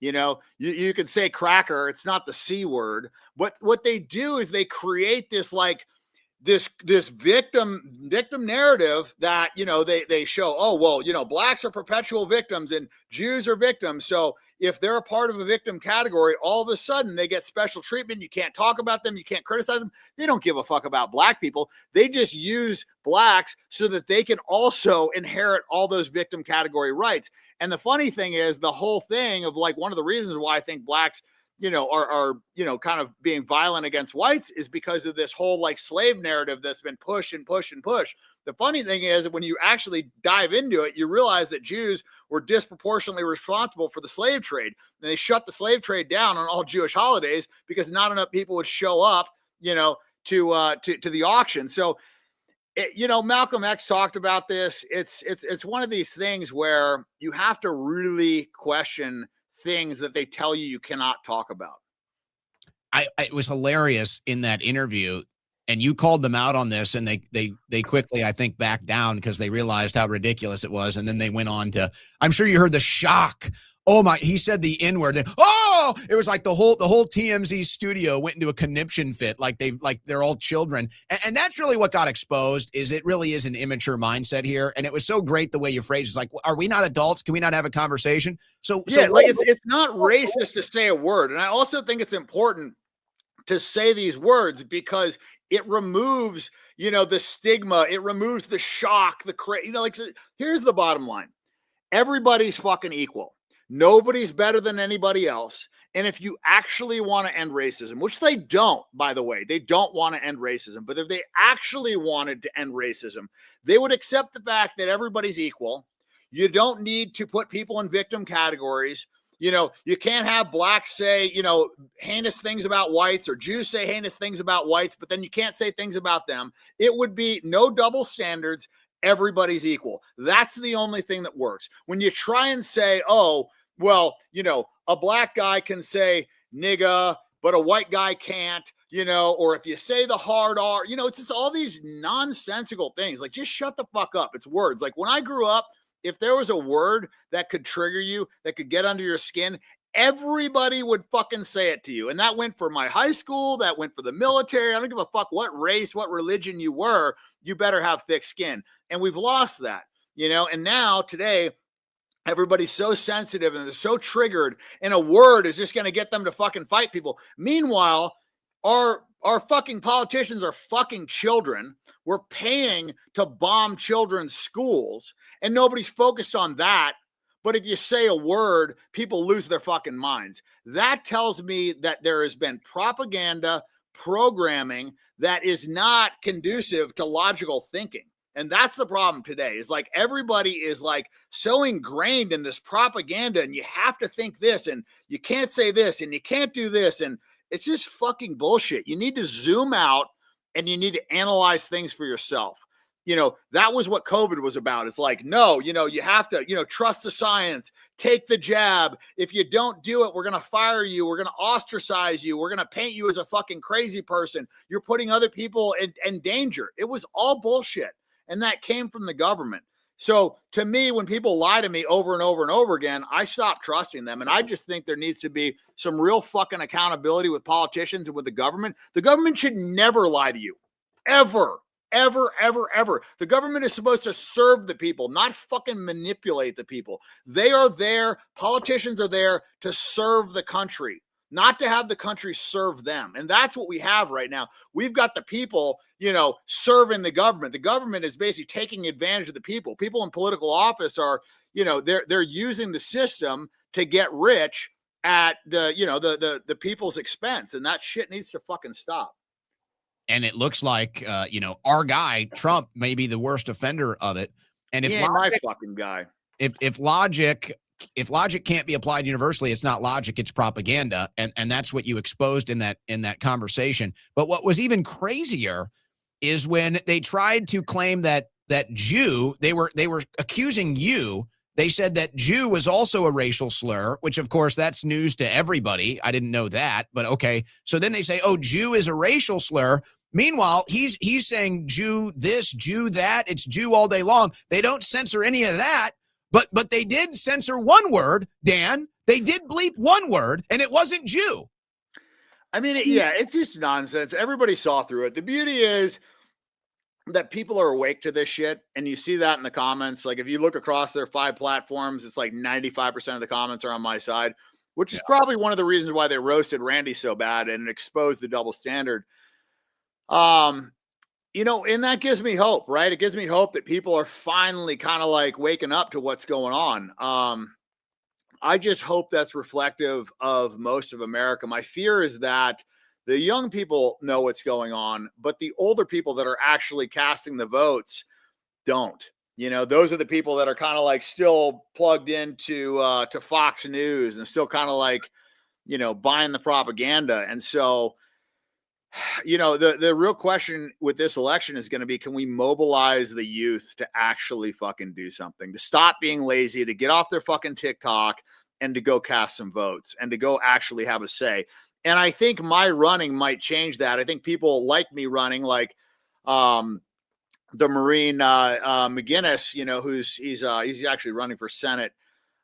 He's a great guy. And people like that, I think, might pull out some of these young voters because, before this, I mean, what was it? It was fucking Hillary, it's Hillary Clinton. It's fucking, it's Biden, it's Trump, it's Kamala Harris. It's like, you never even have a fucking good choice. It's like, what is it, bad or worse, Yeah. But I think if people that are coming into office for the right reasons start running, I think then people will stop being so black-pilled. They'll feel like they can actually do something. Well, I do think that your race is going to be one of a couple in this midterm election cycle that we're going to get an idea of where that's at. And when you talk about the youth vote, I do think, because it's always going to be a numbers game, I think that we're on the cusp. You talk about the generational gap in politics. I do think we're on the cusp. I don't know if it'll be the midterms or 2032, or rather 2028, I guess I should say. I don't know if it'll be the midterms 2026 or the presidential 2028, but one of those two elections, we're going to see what we would normally consider the youth versus the boomer class, let's say, we're about to overwhelm them by the numbers. I think that this is going to become a political reality. I don't know if it's going to be this election cycle or the next, but that is an inevitability. That's just a numbers game. That's just a timeline. And so once we cross that threshold, because I'm sure you've seen, the only people that are clinging to this foreign policy, let's be specific, the only people that are clinging to this unpopular foreign policy are right-wing boomers. That's it. The left wing has totally abandoned they're out of the Middle East foreign policy completely. And now the young politicians aren't, though. That's the problem. Their fucking politicians aren't. And I think that's one of the big eye openers that, the left is going to see is like, this is clearly a very important issue for them. And their politicians are not representing them. The politicians are still, funding fucking Israel. They're still signing the bills. The right and the left can't agree on anything, but they can agree to support Israel. So, and this is something that I feel like the left and the right, the voting class, can agree in the other direction. So I think that disparity tells you everything you need to know. Like, we are not being represented. And when it's, and when people wake up to the fact that, getting Democrats in there, getting Republicans in there is not going to solve the problem, I think they're going to zoom out and start looking at, like, who's actually responsible for this? Who's actually controlling the country? Because it isn't a left versus right anymore. What is it going to take to force Randy Fine and you onto the debate stage? Because he's going to try to hide. He's going to try to avoid it at all costs. I don't know. I don't think he's going to do it. He's actually pretty well spoken. I was impressed with how he did on that TMZ interview. I mean, they provided really damning evidence. He talks and acts like a politician. But man, they went after him, and he didn't have, he didn't have great rebuttals. I mean, the biggest thing that he was saying is like, oh, well, Dan's a dual citizen and this, that, and the other. And it's like, I'm actually not. I have 3 citizenships. I have, I don't even know what you would call a tri-citizen, whatever, but that's not the problem. The problem isn't that I have a passport from St. Kitts so I can travel easier if I wanted to go into, places that require a visa. And the problem isn't that I have a passport, where I could go into Armenia, because Armenia and St. Kitts have no influence in our foreign policy whatsoever. We don't fund them. We don't do anything for them. They're not even a thought. But the real problem lies in 35 members of our Congress are Jews, and anybody that's a Jew can go to Israel and get citizenship just because they're a Jew. They can also flee the country when they molest children and they have charges against them, and Israel won't extradite them. So that's the real threat, because when you have Jews in Congress, whether they're citizens or not, they can get a citizenship tomorrow. They get a citizenship today. So, and many of them have it and they're not disclosing it. So I think what you should have is you should have a forced disclosure. If you have multiple citizenships, you should have to disclose that. And that should take you out of having the ability to vote on any issues involving that country. Randy Fine should not be able to vote on anything concerning, on anything concerning Israel. And he certainly shouldn't be able to walk around and fucking vote for other people like he's done in the past. But that is the threat. The threat is having Jews in Congress that have more allegiance to Israel than they do to America, and voting and enacting laws to this country's detriment. And to me, that's treason. And that's what we need to fucking crack down on. And by the way, Randy Fine would say that exact same thing, except aim it at Muslims. And so if you're allowed to hold that. Well, I mean, what do we have? 3, 4 fucking Muslims in all of Congress? Like, what was this idea that Muslims are a threat to us or they're a problem? It's just complete fucking bullshit. The only ones that would be a threat are the ones that came across the border illegally because they decided to flood our country with the worst possible, candidates, right? Because anybody that's going to do it legal, you're going to make them wait 8 years. They got to, go through all this paperwork. But if you want to swim across the border with a fucking pistol and a pocket full of drugs, come on in. You want to fucking come over here from a war-torn country where the U.S. funded the bombing of your fucking relatives? Come on in, no problem. And then can you blame those people if they're fucking angry at America? If they're angry because of our support of Israel. So, that's kind of the issue. It's not the people that are coming in here legally. And, and Trump was talking about, oh, I'm going to deport, blah, blah. It was all performative. What did they end up doing? They ended up shooting some fucking U.S. citizens. They didn't even deport 1 million so far. They've been at this for it's just nonsense. Like it's It's just a bunch of empty promises. But yes, I mean, if you want to talk about actually doing something, you should be deporting all the people that came in here illegally.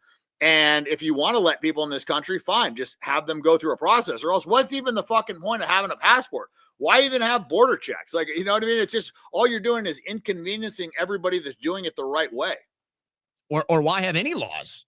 It's like, why should I abide by any laws if we have a wide open border and anybody can come in here and get welfare, by the way? So I'm sure you're going to see some of this as you get more into the weeds of this race.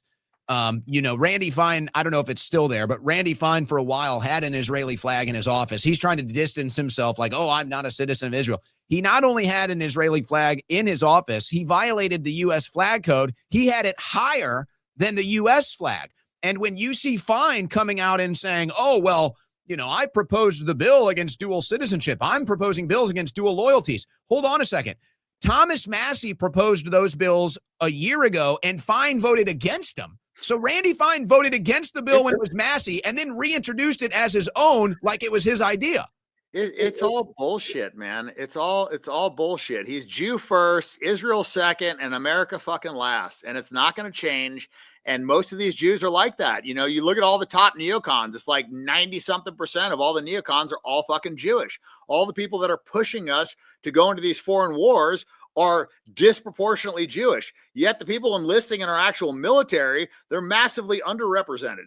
So they want to push, American Christians to go fucking die in foreign wars to benefit Israel. But in the meantime, they're not putting any boots on the ground from Israel, and they're not joining our fucking military either. Did you know the top 5 countries that we fund, Israel's number 1?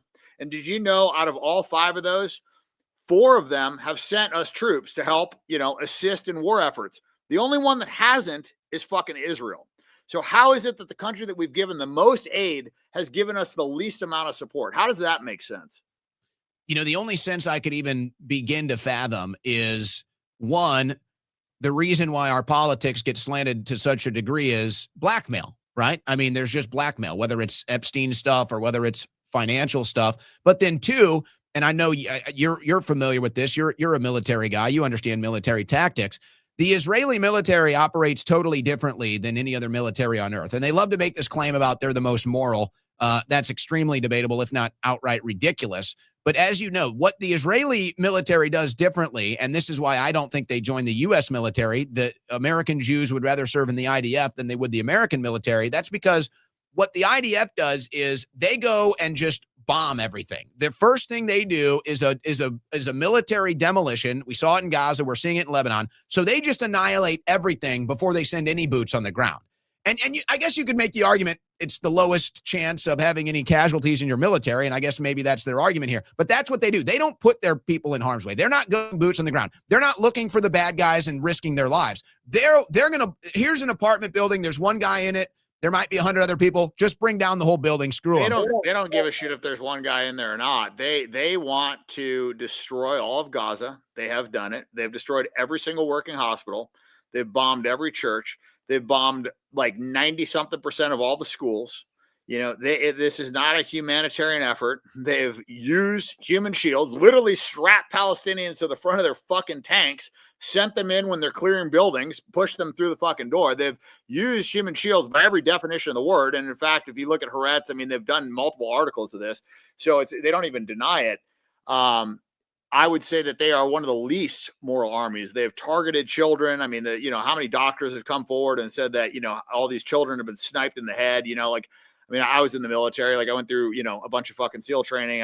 We shot a bunch of guns. Like I went through some sniper training, and there's no version of you looking through a high power scope and not being able to tell whether or not you're shooting a fucking child. Like you don't take a shot until you are 100% sure of what you are shooting and what is behind the shot that you're taking. So this idea that a sniper could accidentally shoot a child is just complete fucking nonsense. Like these guys are looking through 30 power optics. Like they're seeing the fucking, the amount of hairs on that person's face. So when a sniper deliberately shoots a child in the head or in the heart over and over and over and over again, and you've got doctors testifying to this, I think you have a real problem, and I think the problem comes in that they think that they're better than everybody else. They've got a religion of supremacy.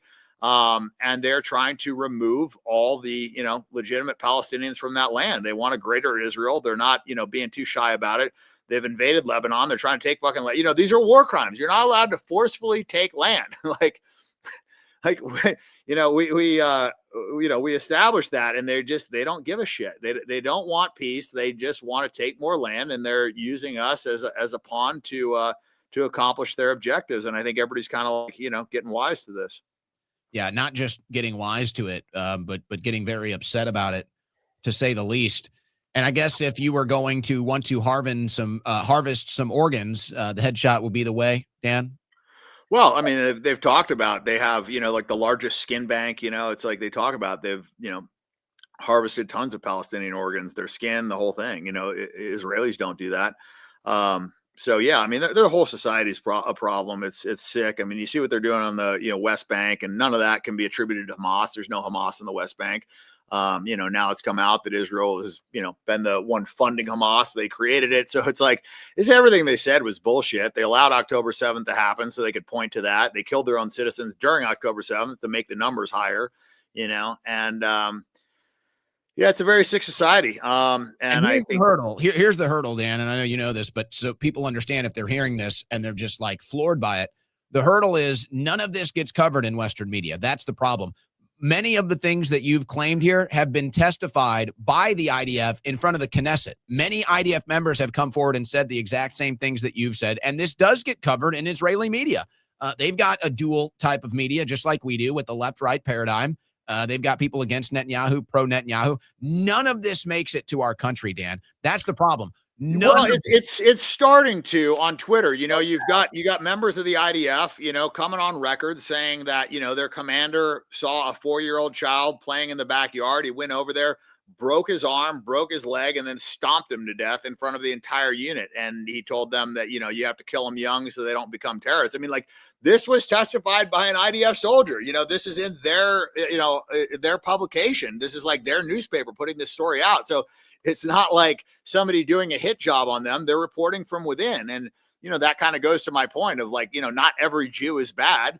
Like there's clearly, Jews in Israel that are against this and that are actively exposing it.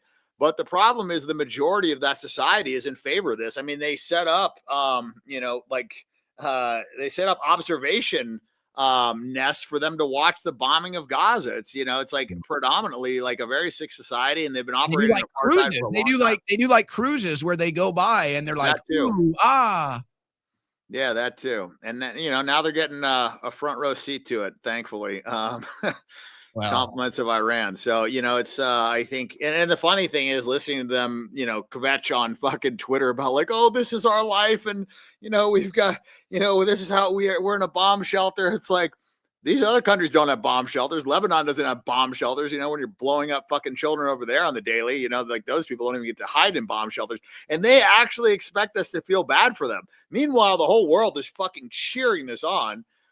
They're just so tone deaf, and they're so used to everybody thinking that they're the victim. And I think it's like a part of their culture too, of just like this, like constantly, complaining and acting like a victim and begging for sympathy. Mind control is what it is. It's what they do to Black Americans with all the slave stuff in history, the brutal presentation of slavery in the media, in the movies. That's all to create this victim, this trauma-based mind control on Black Americans. They do the same thing to Jews with the Holocaust. It's all trauma-based mind control in order to try to control people like that. And that's what they're doing. And I think to get a little more into the psychological aspect of this, to me, it's like watching the guy that's never been in a fight before. And I guess if you have this, technological superiority over your enemies where you don't even have to get in a fight with them, right? And you just fly a plane over them and just, bomb them all. You never have to get in a fight. And then it's like when they actually get punched in the mouth, they're like, oh, you punched me. It's like you started a fight. I mean, it's almost like they have this concept that, hey, I'm allowed to start a fight and not take any blows. And maybe that's been the case with their military. But I mean, that's what it's like. It's like I've seen guys like this. It's like, I'm not some tough guy, but it's like we've all probably seen the guy who loves to start a fight but doesn't like to get punched. It's kind of like that's what this is like. It's like I'm going to start a fight with everybody, but I'm not. Don't punch me, though. Hey. Yeah, or like that Jack Dorsey, you know, where he starts a bunch of fights and then he has his security guard come in and fucking protect him, you know. That's what they remind me of, you know. And it's so funny, like they literally attacked Iran unprovoked and then whined when Iran retaliated. I mean, it's just, I don't know, man. It's also obvious, it's also insufferable, and I just feel like everybody's talking about it. Everybody knows what's going on and nobody's fucking doing anything, you know? And I've talked to these other people, you know, like I talked to Candace, I talked to Fuentes, I talked to all these other people. I'm like, why don't you guys run? You know, it's like this whole thing is like all talked out. I don't want to fucking talk about this anymore. Everybody knows what's going on. Like now let's actually fucking do something about it. And it doesn't seem like anybody wants to actually do anything. And I don't know, it's weird for me. Like I haven't been into politics my whole life. I mean, this has been a more recent thing. And it's crazy. The more I uncover, the more I realize like how fucked up it is and how, you know, deep the rabbit hole goes. And I guess for me, what's shocking is that there's other people that know a ton about this and they're just not doing anything. Like, even if you don't win, so fucking what? Yeah. You know, like try. Like, I think that if we got enough people, I mean, look, New York is like what, 20% Jewish or something? I mean, it's like a crazy amount, and they elected Mandani, you know what I mean? Well, vote Democrat. Most American Jews vote Democrat, especially in New York. So yeah, but I mean, he's a guy that, you know, was clearly anti-Israel and whatever, and he still got elected, right? And I think that's one of the reasons why he did get elected. I agree. Well, I think we're about to find that out in the midterms, definitely on the Democrat side. I don't know about the Republicans yet. Maybe you're definitely going to be one of the best test cases. And I'll just say this to kind of push back on that a little bit, maybe play devil's advocate. The reason why this would be my mindset, it's like if you were gonna apply that pressure to me, and let's say it's fair, it's like, hey, Schroyer, you've been doing this, you've been talking for 15 years, why don't you run? I guess I would say I don't think the environment was right. I feel like we kind of had to cultivate this environment where you could run and maybe get a chance at winning instead of just running into a wall. I think we might be there. I think we might be getting closer to that environment. And who knows, maybe Dan Bilzerian breaks the wall down and there's the floodgates coming in 2028. I think it's inevitable on the left. We'll see what happens on the right. Your race, Fishback. There's going to be some ones to watch. You know, the race in South Carolina with Lindsey Graham. Hopefully they finally get rid of him. So there's going to be races to keep the eye on. But speaking of your race, I know we're really early in the process, and I appreciate you coming on today because I don't know where you're at as far as the campaign infrastructure is concerned. I know you've got it built. But where can people go to support your campaign, follow your campaign, if they want to help you out here to get quote unquote fat Jew? I'm just quoting Harvey Levin here. If they want to get him 4 times, he said it. If they want to get Harvey Levin's favorite fat Jew, Randy Fine, out of office and vote Bilzerian, how can they keep up with the campaign, Dan? Okay, I'm going to it right now. It is BilzerianForCongress.com. So we are up and running. Yeah, hopefully it works. They gave us a lot of shit with the payment processor. You know, I'm self-funding some of this. I really do think that, unfortunately, this campaign is going to be won or lost based on how much we can raise nationally for this issue, because the voter base is like the primary Republican voter base is like 70% 55 and older. So I think we're going to have to actually knock on their door and show up and explain this to them, because they're not on social media. They're not educated on the issues, and they've been plugged into Fox. So I think this is going to have to require like a real grassroots movement. I think this is like a very, very important race, not just for like the unseating of Fine or, you know, me going in there and shaking the fucking tree. But I think this is a very important race because I think it'll show people that it's possible to win as a non-traditional candidate. People are ready for this message, because my message is pretty fucking aggressive. And I'm not going to tone it down. And, if I'm doing this for the people, right? Like, I don't want to be in Congress. I don't want to fucking, move to Florida and wear a suit and do all this shit. But like, I feel like I have to. I feel like if I don't do it, nobody's going to do it.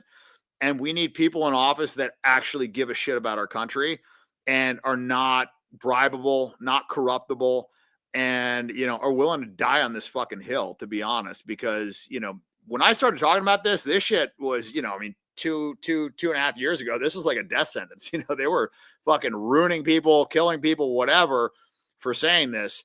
And I think because we kicked the fucking door in so hard, I think now other people are feeling more comfortable talking about this. Because you got to understand, when I did Piers, I did that like over 2 years ago. They waited a while to air that episode.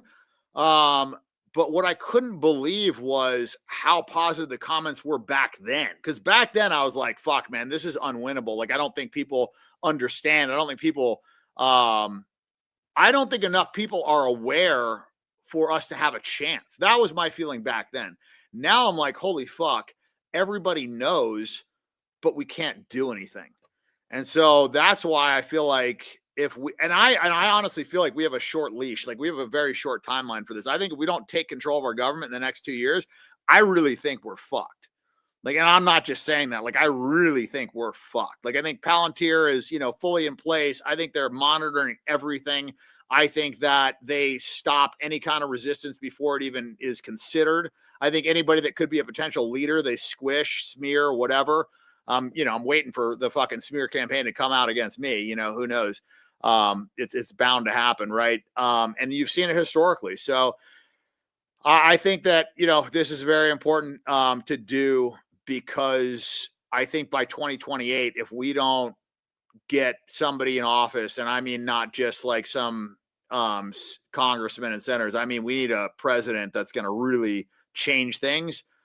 I think it'll be too late. That's my honest opinion. BilzerianForCongress.com. There is the homepage right there, and the donate link, and then all of the socials that you can follow Dan on.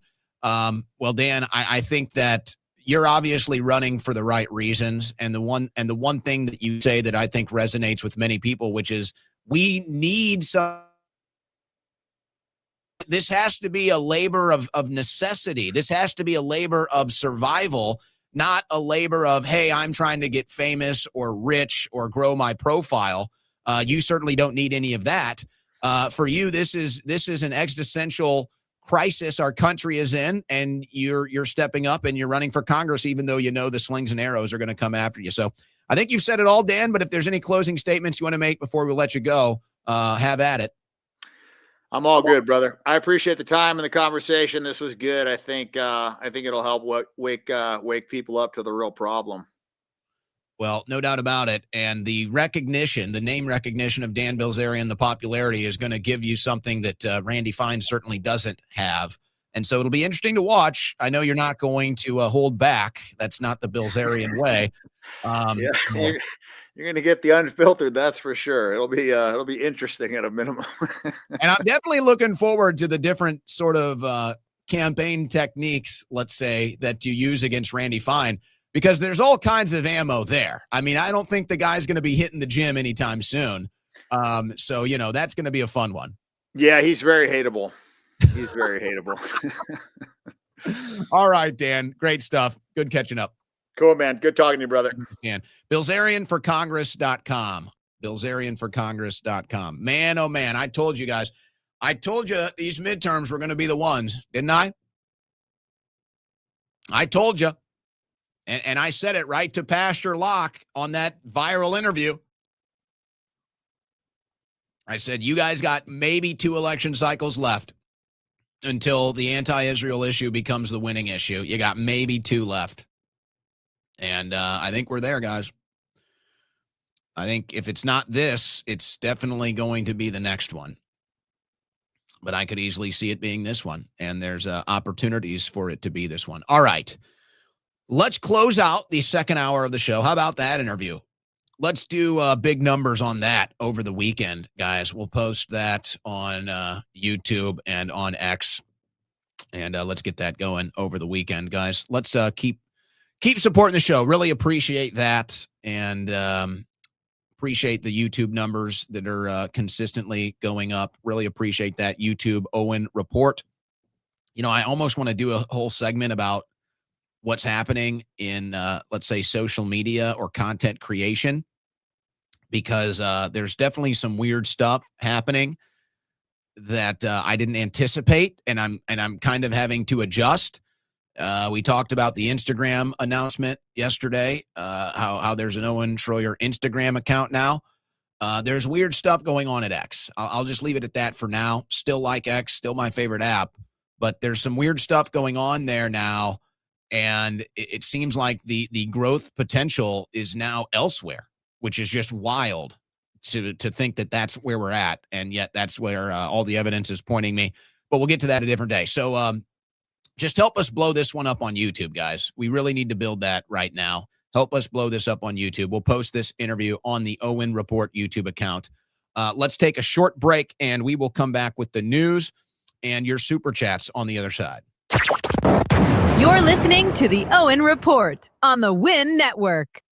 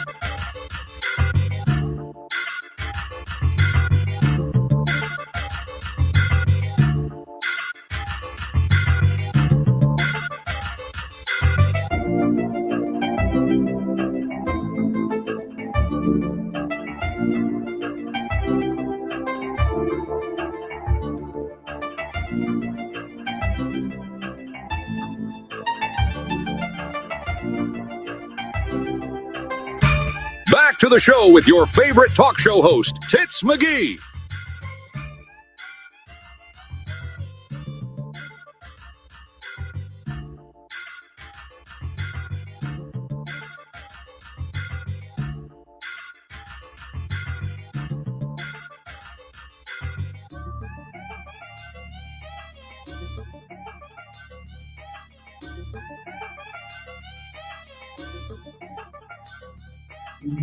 All right, Tits McGee here. We're back.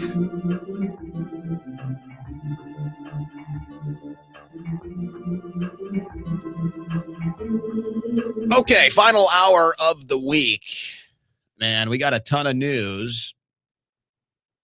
I'm not sure how much we're going to be able to get to here. And you know what? I'm feeling like feeling a little loosey-goosey on a Friday. Throwing on a hat. That's what I'm going to do here. I'm going to close the week with a hat on. The hair's starting to bother me. I didn't really get it under control before the transmission. So we're going hat. We're going hat the rest of the way. And I'll let you know where you can get this hat as well at the end of the transmission. How about that? How about that? All right. You guys in the chat are kind of sick, and I love you for it. Let me do as much as I can here with the news before we get to your super chats today. Man, but the hat hair is strong.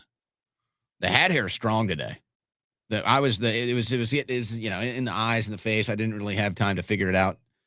So the hat is a necessity here, third hour. We're excusing it. We're excusing it since we're already going into a radio. We're fully committing to the radio style studio now. We're dimming the lights. May make a couple other adjustments. So you know what? I'm not here to do a TV show. So here we go. All right. Stop procrastinating, Schroyer. DNC rejects resolution condemning influence of pro-Israel AIPAC lobby. Panel's decision a blow to progressives who are unhappy with groups' involvement in Democrat contests. Well, let me tell you what the Democrats have done here. This is actually a brilliant move because now they get to have their cake and eat it too. So just having this resolution, just having this panel talking about Israel influence and AIPAC and how it controls foreign policy, controls Congress, just having that conversation is a victory for them. But then they get to tell the Israeli lobby, hey, we shut it down.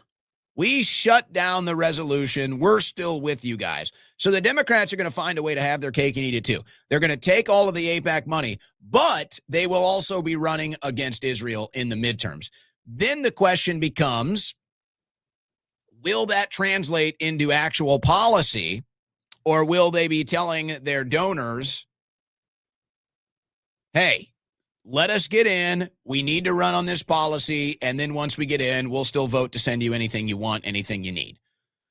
But as far as the midterms are concerned, this is a victory for the Democrats. They get to have their cake and eat it too. They get to signal to their potential voters, hey, we're willing to investigate the anti-Israel cause. We're willing to address the anti-Israel concerns. But then they get to go tell their donors, we decided not to do that. So I'm telling you, folks, they're seeing the strategy. While the Republicans are flailing, the Democrats are finding winning strategies right now. And that's just a fact, folks. That's just a fact. Now, what is going on with this? Trump summons bank leaders over terrifying new threat to global financial system. The Trump administration has summoned America's most powerful bank chiefs to an urgent closed-door meeting over an AI model its makers warn could bring down a blue-chip company or breach national defense firewalls.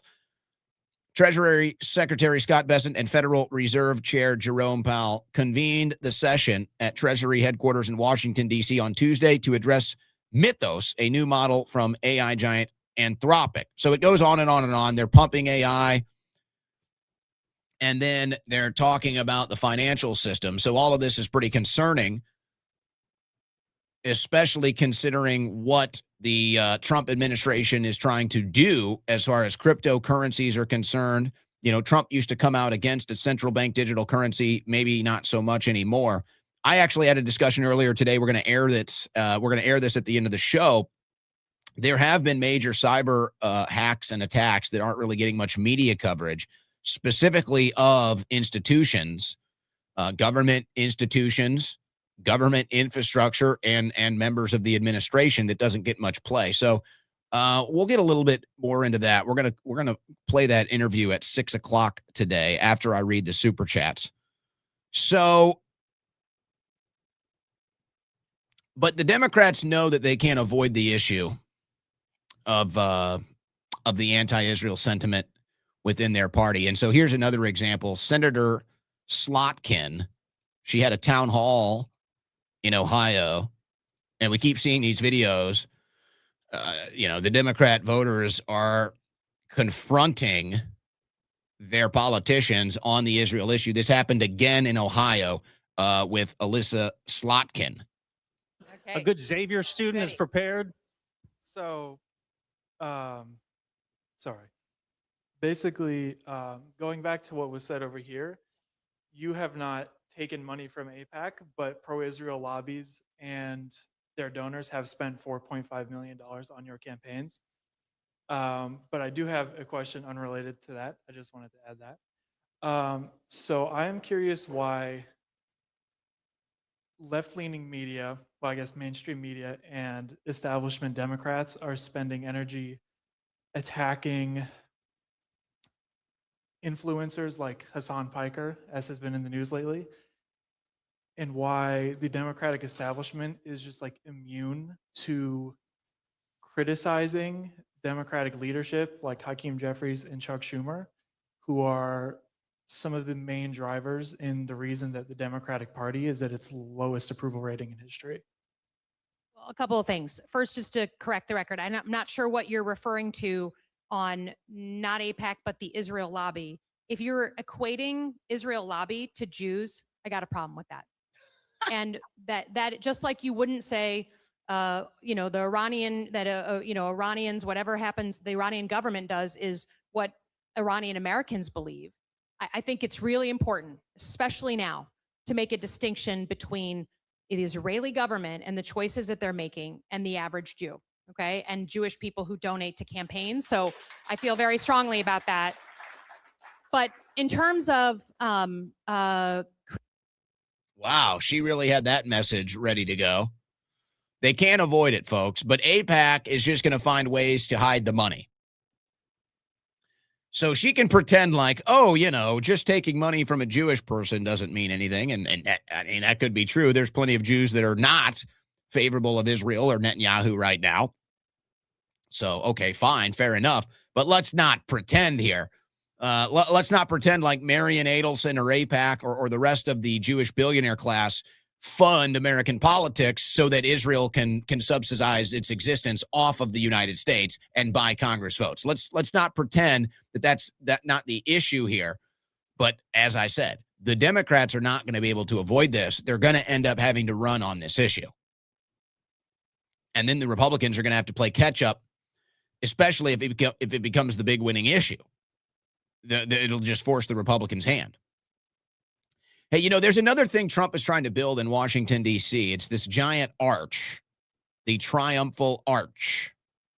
Looks pretty nice. Looks pretty cool. Well, they're running into some problems, of course. Can't build a wall. Can't get mass deportations. Really can't do anything America first, but maybe we can build a thing or two. Maybe not. Trump officials unveiled designs for president's controversial 250-foot arch. The arch is intended to commemorate the United States' 250th anniversary. Military veterans have sued to halt the project, saying it would alter key views of Arlington National Cemetery. Well, the good news about this is that it it's not about Trump. So, if they had Trump's face or, name or something on it, then it would be like, okay, another vanity project. I don't really have any issue with the project, and it does look like it's going to be a nice monument.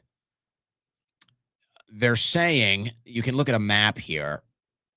They're saying that because it's going to be so big and gaudy, that it's going to interfere with some of the natural beauty, some of the natural splendor of Arlington National Cemetery. Now, whether that's a legit thing or just some liberals that are trying to stop anything Trump wants to do,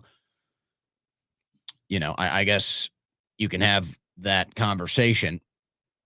I do believe they strategically, because there are like building codes in DC. I don't think anything is allowed to be taller than the Washington Monument.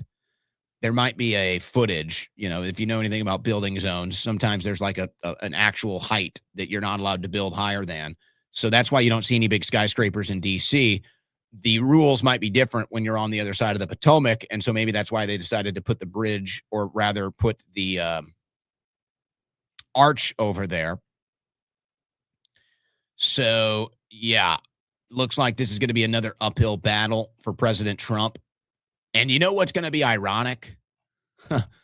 You know what's going to be funny, depending on how this stuff goes? I'm indifferent, whatever. It looks cool. I don't really have a problem. The ballroom is kind of the ballroom is more curious to me than this thing. But he's only got till 2028 to do this. And maybe only till 2026, because, if the Democrats win the midterms, they can throw all kinds of wrenches into this administration to block up the works, the gears. And I think we all anticipate that's going to happen. So Trump could be sitting here in 2028 with ground broken on the ballroom and on the archway, and then none of it gets built.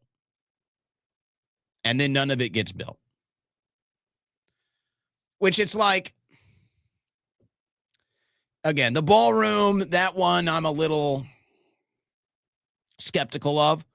The arch, I think if there's one project to support, I think that's probably the one. It's a cool project. It's beautiful. It commemorates 250 years. I don't necessarily have a problem with that, especially if you know that drive well. If you know that drive well, you know that it looks like it'll be a nice little part of that drive. It looks like it kind of fits right into that whole drive. And then on one side of the Potomac, the Lincoln Monument, the other side, the archway. The complaints about Arlington, I think that's probably political more than anything, honestly. But I don't know. I guess if I'm ever in D.C., I could tell you.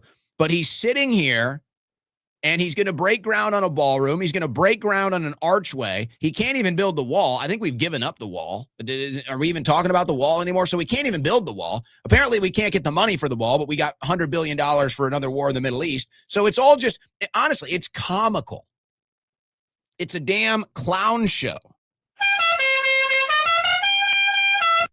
You guys like that? I did it. I finally did it.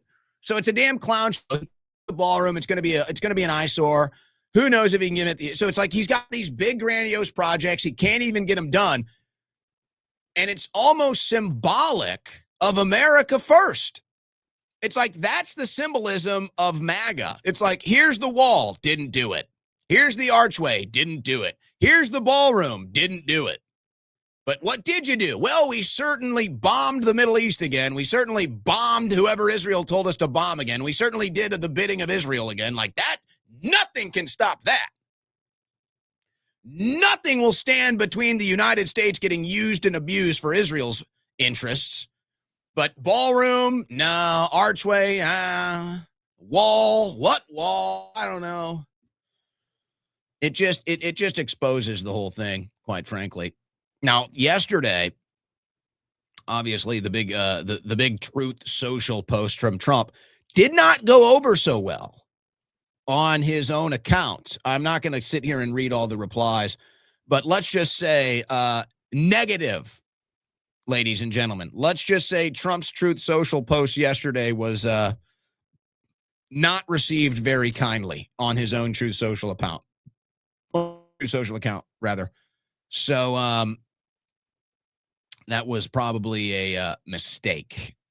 But he did it maybe to maybe he just did that to get the headlines off of Melania and whatever is about to come down the pipeline on the Epstein issue.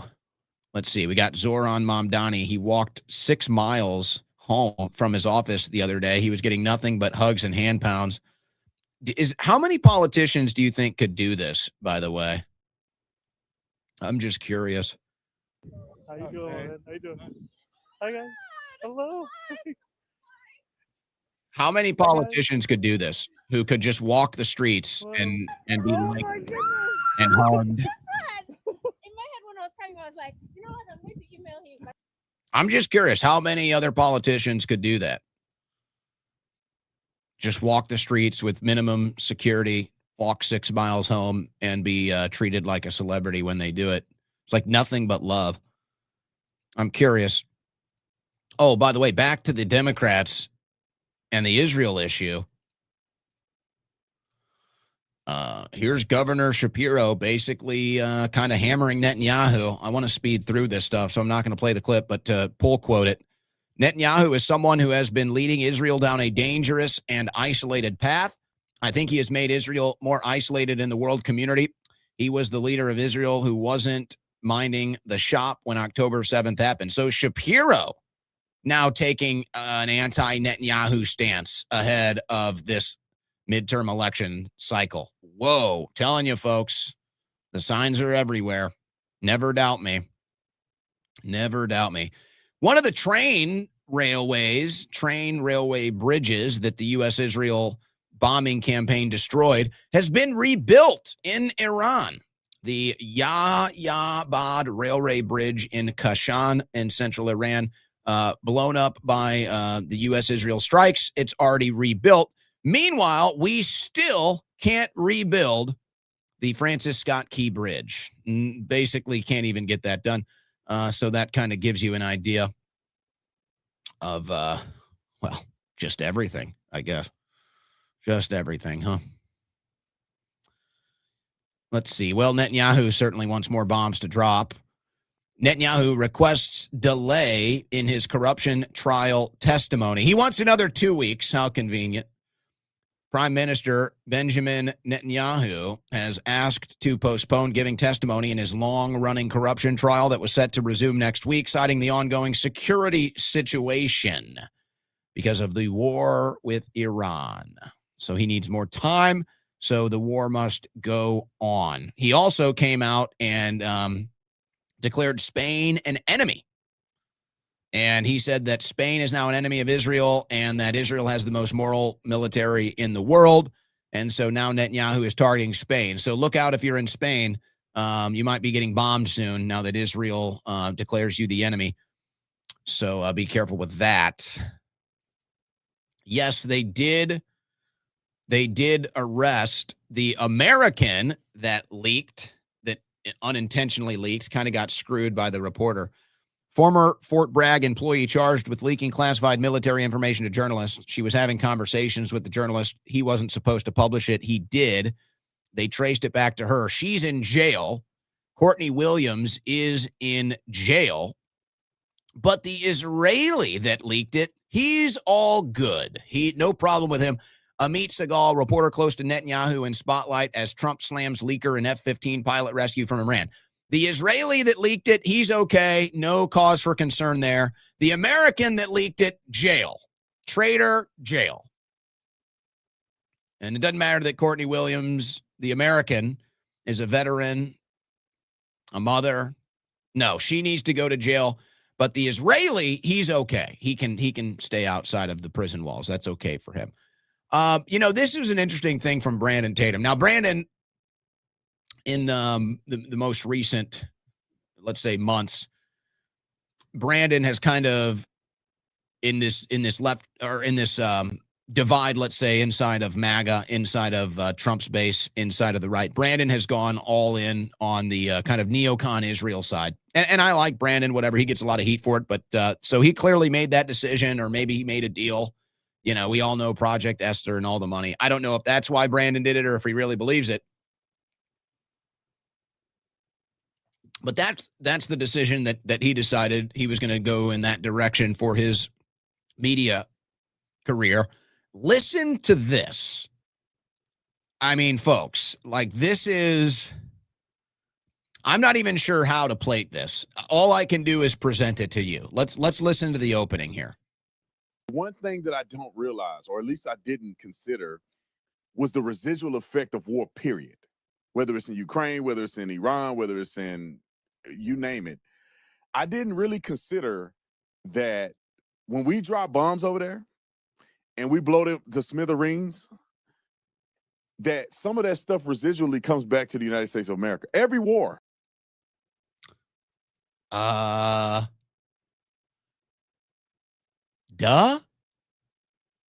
Like, I don't want to be, I'm not trying to be too mean or cruel here to Officer Tatum.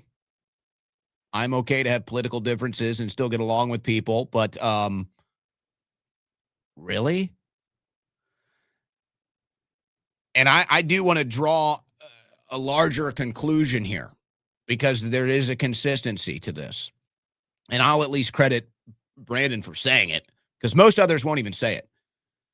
And this is why I get so frustrated. And this is why I remind my audience that you are in the 1%. If you are listening to this show, you are in the top 1% of politically informed people in this country.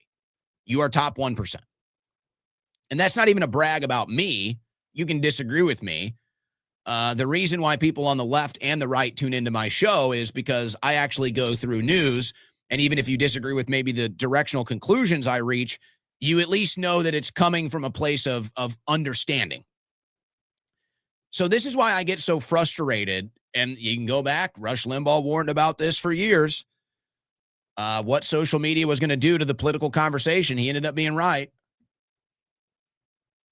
Folks, these people talk about things and they have extreme opinions on things that they don't even understand. They don't even comprehend. Again, I give Tatum credit. At least he's coming out and saying, wow, I didn't realize this. So I don't know if that changes his opinion on anything.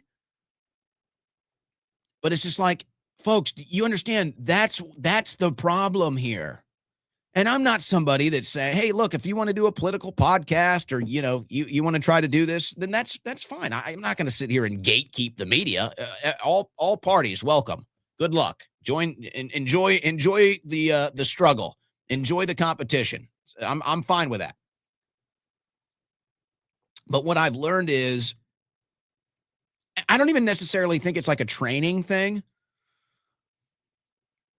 It's like I could sit here and say, well, did you go to college? Did you get a degree? Did you study? What's your background? What's your resume that I should listen to your show or you should be in media? It's not even that I think that's an issue because if you can do it, you can do it.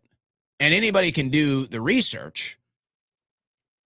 But it is like if you catch the right trend or you join the right institution, you can basically get launched to the top. And it doesn't matter how informed you are or how ignorant you are, as long as you're saying the right things and you're boosted by the institution, anybody can get to the top. And so then, and this is why there's this huge split right now. So then now here you are when it's like the real debate is happening on the right. It's easy to sit here in the left-right paradigm and sling mud at the other side and come out clean. Now that you're having the right on right debates, now that you're having, you know, internally of the MAGA base, however you want to describe it, now that these debates are happening, people are getting exposed in all sorts of different ways. I use that clip as just kind of a starting point. Whether it's like, here's an example. I brought this up earlier. People are celebrating Randy Fine, and he's pushing this on his social media all day. And Randy Fine is saying, look, I'm supporting legislation to end dual loyalty. He's got an Israeli flag in his office. Look, I proposed legislation to end dual citizenship in Congress. That was Thomas Massey's bill. He put that bill to a vote a year before you did, and you voted against it. You voted against the exact same bill when it was Massey's bill. Now you're representing the bill as your own. People don't even know that, folks. They don't even know that. I come on air. I'll say, Trump says that his biggest donors care more about Israel than they do about America. And these people say, oh, you just hate Israel. You're Israel obsessed. I'm like, Trump literally said that. You don't even follow anything. You don't even follow news. And so that's the problem. That's the problem. But what are you going to do? It's all about impressions. It's all about first impressions. And most people that you will get a first impression from don't even have the information to make a case for whatever it is that they're claiming that you're now deriving an impression off of. But I at least give Brandon credit. He's like, wow, I didn't realize this thing. I'm learning here. Good for you. That's a process. That's part of the process here. That's a good thing. That's a learning curve. So I don't know if that changes his mind. I don't know how many more examples we may see of this as we get closer to the midterms. But that's the problem. So many people in this new media landscape. And this is why you really have to do your due diligence. And this is why I do what I do, quite frankly. But most people don't understand now. It's beyond, you can talk about mainstream media propaganda. Most people kind of understand that now. The new understanding is now most of these people that you're following on the internet, you know, digital influencers, social media, however you want to describe it, many of them just simply do not follow the news. They just don't, folks. They're able to sit down and talk. They have a team of producers. Now they have teleprompters. They get scripts. They get talking points.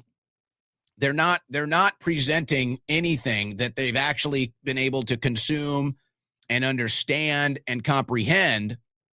It's just, I'm going to sit down. I'm here because I have a following. I'm here because I'm a recognizable name, a recognizable face. And then I'm basically just forced to come on here and talk about this list of bullet points. And then I've got a couple opinions, whether they're informed or not, it doesn't matter. The show's over and we all go about our day. And so that's the problem here. That's the problem. And that's the void. That's the void. That's the void that I'm trying to fill.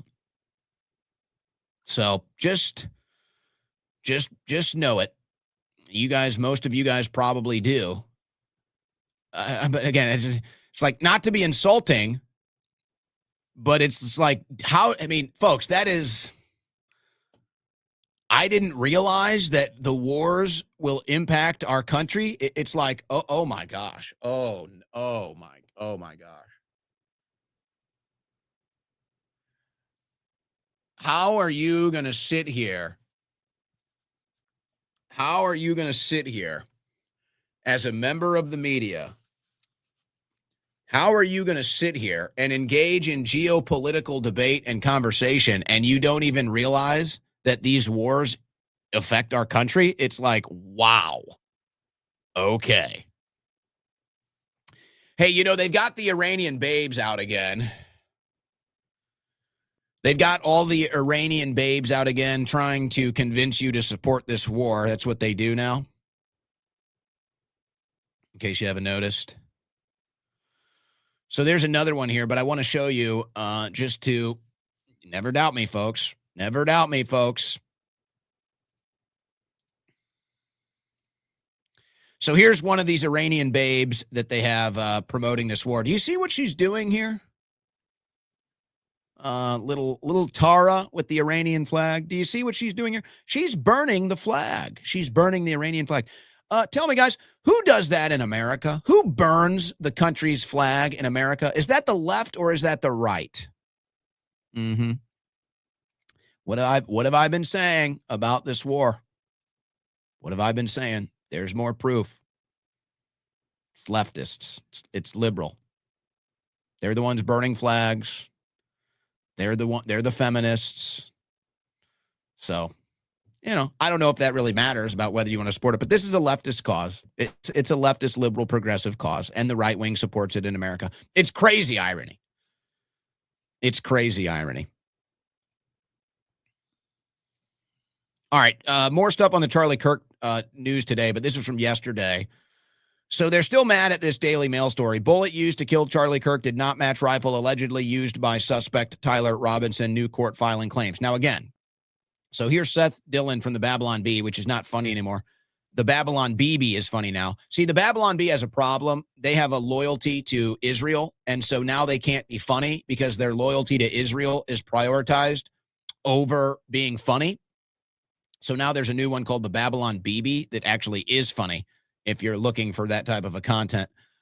So he's mad. No community note on the Daily Mail. Oh, we're like liberals now. We love community notes and censorship. So I ask him a question. Did they match the bullet to the gun, yes or no? He can't answer the question. And we go back and forth, this huge thing. He won't answer the question. Now, look, I think it's pretty obvious what's going on. And they're really pushing the Tyler Robinson confession letter today. I'm sure you saw that. They're really pushing the Tyler Robinson confession letter today. The problem is the timestamps with the letter and the self turn-in now don't line up.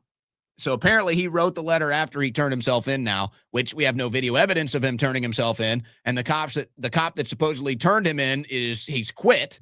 So there's all kinds of questions here. But so that's the one, the official narrative believers that are trying to get you to believe it. They're pushing the Tyler Robinson confession letter, which I don't believe.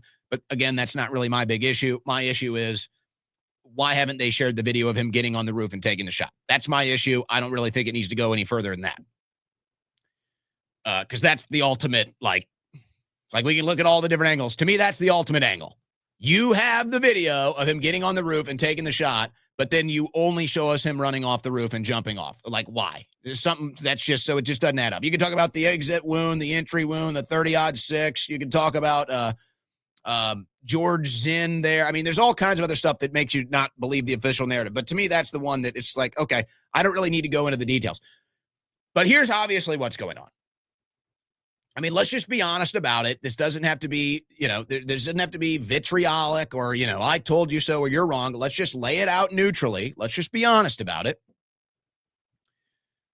There are individuals that are loyal to Israel, and they know that the big conspiracy theory about the Charlie Kirk assassination is that he was killed by Israel.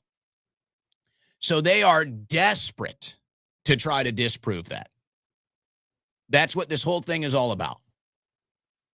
They are desperate to disprove it. If the conspiracy theory was going any other direction, if the conspiracy theory was that Iran killed Charlie Kirk, then they wouldn't be panicking. Then they wouldn't care. They would let the conspiracy theories go on. They would allow the debates, everything else. But because it's implicating Israel, that's why they're running cover so much. So they know this. And really, it exposes their own loyalty, I would say. It exposes their own loyalty. It exposes that they have some sort of natural instinct, some sort of intuition to always run protection for Israel. And so that's what they're engaging in right now. It's not a matter of evidence. It's not a matter of, they're so concerned about getting the killer. It's not, folks. It's all about they're concerned that this makes Israel look bad. That's all it is. And again, this isn't about reaching a conclusion. This isn't about a who done it. No, this is all about why are they so scared of this conversation? Why can't they just answer a question honestly? Because they see where the conversation is going. and they see the conclusions people are reaching, and they don't like it because they are concerned about Israel, and they love Israel, and their natural instinct is to protect Israel. That's what's going on. Okay? So I don't really, it's like you wouldn't be afraid of the debate. You wouldn't be afraid of the questions. You wouldn't be afraid of the conspiracy theories unless there was something inside of you that was scared. Period. And whether that fear is because you just love Israel and you're afraid that it may implicate Israel, or that's where people are going to blame it, or maybe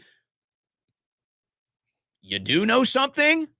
Maybe there was a level of involvement. Again, I'm not here to reach conclusions other than to say it's crystal clear, if you're a neutral observer, the reason that they're scared of this conversation is because they're either concerned of Israel or they're hiding something. They're just totally scared of it, folks. They're totally scared. They can't answer questions. They can't have debates. They can't look at the different potentials here. And it's just, nope, we're going to reach this conclusion and nobody can answer any questions. And nobody can question this. It's just done. Wrap it up. Get it over with. They're scared. There's no other way to describe it. These people are scared of this conversation. And so you have to ask why. You have to ask why. Oh, boy. Do I want to get into the foreign influencer money thing? This is such a joke. It's all the people that take the foreign influence money. So, it's hilarious watching the projection here. I'll just pile drive through a couple of these. So, you see this.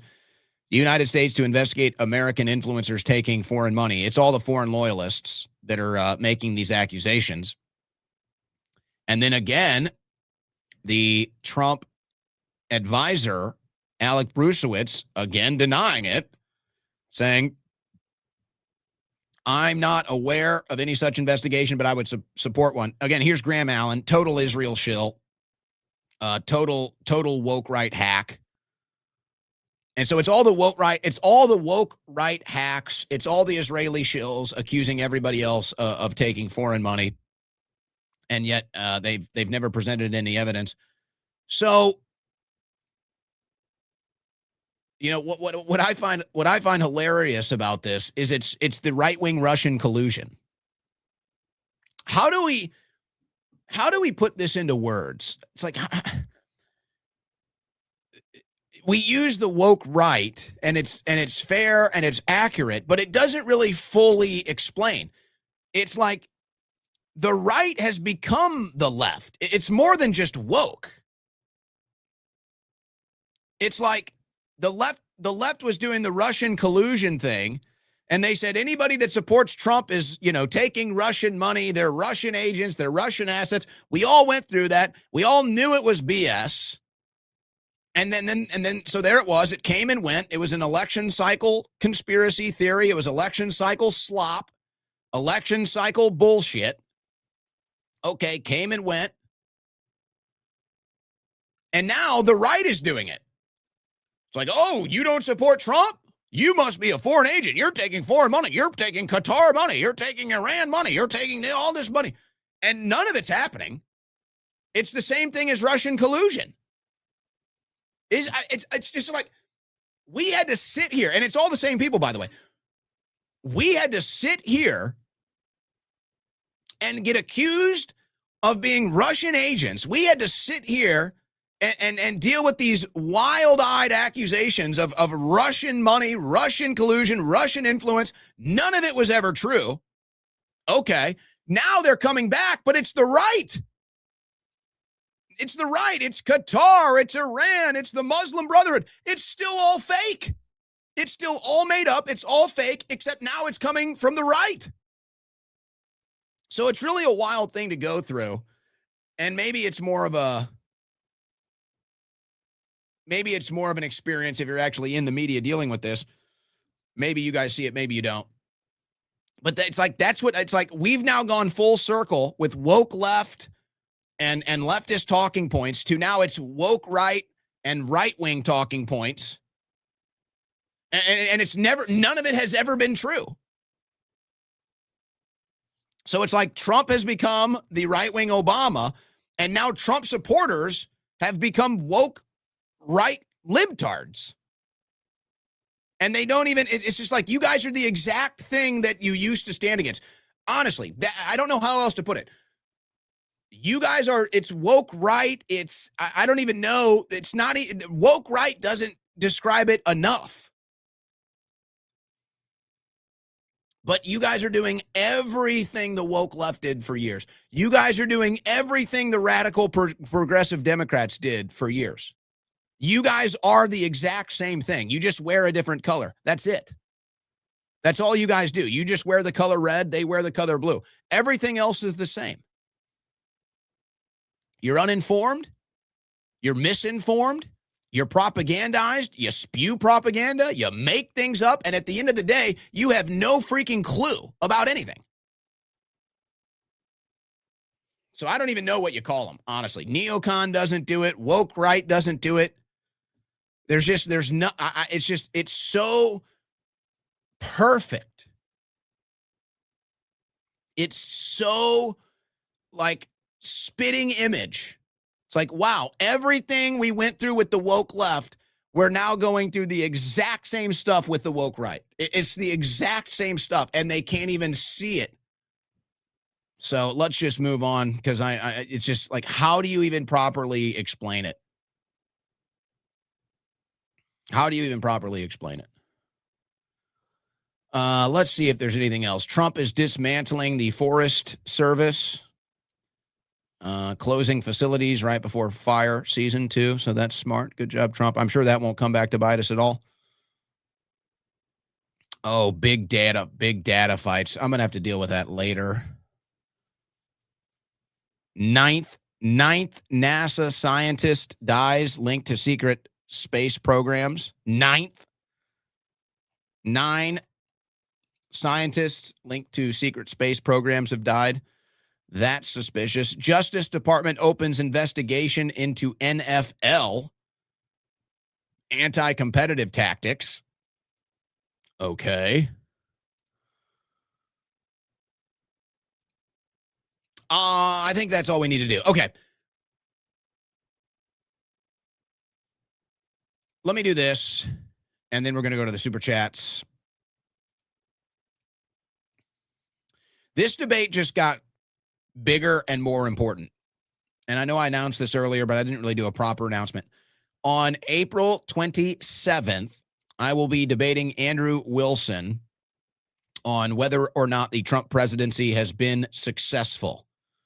I have shared this link on my X account. If you would like to be a part of that debate, if you would like to be in attendance for that debate, you can go to uncensoredamerica.us and you can get your tickets to go to that debate. But I think now this debate is extremely important.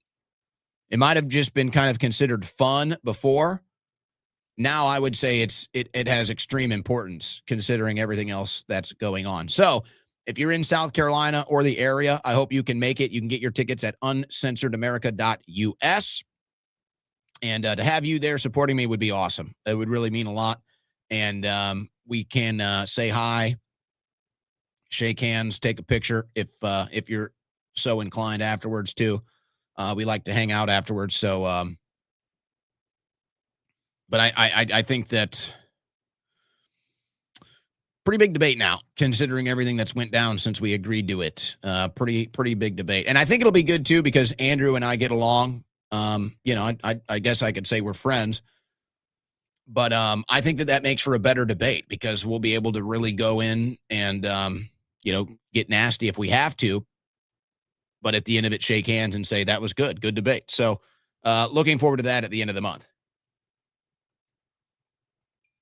Let's do one more thing before we go to the super chats, because I saw some people inquiring about the hat that I have on. This is our hat at owenschroyer.store. At owenschroyer.store, which we're going to be revamping hopefully next week. We're a little behind on that, I have to be honest. But we are still planning to revamp it next week. So the Still Alive FM hat, you can get yours at owenschroyer.store. So for the people that were inquiring about the hat, that's the hat I have on today. Okay, let's do this. Into the super chats we go. It's going to be an interesting one. I feel like it. Feel like you guys are going to have some interesting things. You did the right thing supporting Alex yesterday. From Dust Vault. Woofy, Trump just endorsed Lady G again. I saw that. Trump has endorsed Lindsey Graham. So the race in South Carolina, Paul Dans, Mark Lynch, Lindsey Graham. Dans dropped out today. Dans is out. He dropped out of the race. So now it's Mark Lynch versus Lindsey Graham. You may recall I interviewed Mark last year. I believe that was October last year. You can find that interview on my Rumble channel, on my YouTube channel, on X. If you want to learn about Mark Lynch, we did a town hall with him. So this is great news because now we can all rally behind Mark Lynch and hopefully get Lindsey Graham out of office. I can't believe Trump endorsed Lindsey Graham. It's like that's the obvious, like Trump isn't with us anymore, guys. Trump's a neocon now. I mean, he's with Lindsey Graham. What else do you need to know? Cornelius Westernmost. Owen, you're the best interviewer I have ever seen. I'm not glazing. It's simply the truth. I love your panel idea with Tucker, Megan, Candace, and Alex. You should be moderator. It would be massive. I'd love to be moderator. I will say that Nick Sortor tried to make it happen, and it just isn't going to work. It looks like they're just, I don't know. They're not really so interested in coalescing to do this panel for whatever reason. So Nick Sortor tried to make it happen and told me that it ain't going to happen. But as far as the compliment is concerned, I do appreciate that. I have to say, I was trained on interviews under the tutelage of one Kevin Slayton. That's where I get my interview style from, if you will, if you want to call it that, abilities, however you want to say it. That is from Kevin Slayton, who I grew up listening to, Emmy-winning radio host, grew up listening to Kevin, and then ended up working for Kevin for about 5 years, I think. You want to know a funny story about that? So I'm sitting in, I'm 20, 21 years old. I just started working at this radio station. And actually the group that owned it, what was the name of that group? I don't remember. But they owned 2 radio stations and a print magazine. And so I'm working there probably just a couple of months. They end up putting me on the radio. I end up getting some production jobs. And anybody that knows the media, it's like, folks, it's really not fun. You have to grind so hard, and it's a little different now with social media. But as far as like establishment media, sports media, stuff like that, you have to grind so hard to climb the ladder. I mean, it is a nasty, thankless grind. Honestly, you're broke, your hours are insane, and you may end up working for a jerk in media, So this is how it goes. So I'm sitting in the studio one day. I'm working on this other station. I think I was working 9 to 3 at that time. I think my hours producing radio, I was producing 9 to 3 time slots. So I'd get out of the studio at 3, and Kevin would go on at 3, and he'd be in the other studio. And every once in a while, I would just stick around. I lived right down the street at the time in Webster Groves, Missouri. So every once in a while, I'd stick around to hear Kevin's opening statement. So he's on a remote, and he has a segment, and he curses on the air. I think he said shit. I don't remember what it was, but he said one of the banned FCC words over terrestrial radio. So it goes out over the air, but he doesn't know that because as the board operator and the producer, you're supposed to hit the dump button. You usually have a 10 to 5 second delay. And so you hear a word that you're not supposed to say, you hit the dump button and you get that word doesn't go out over the airwaves.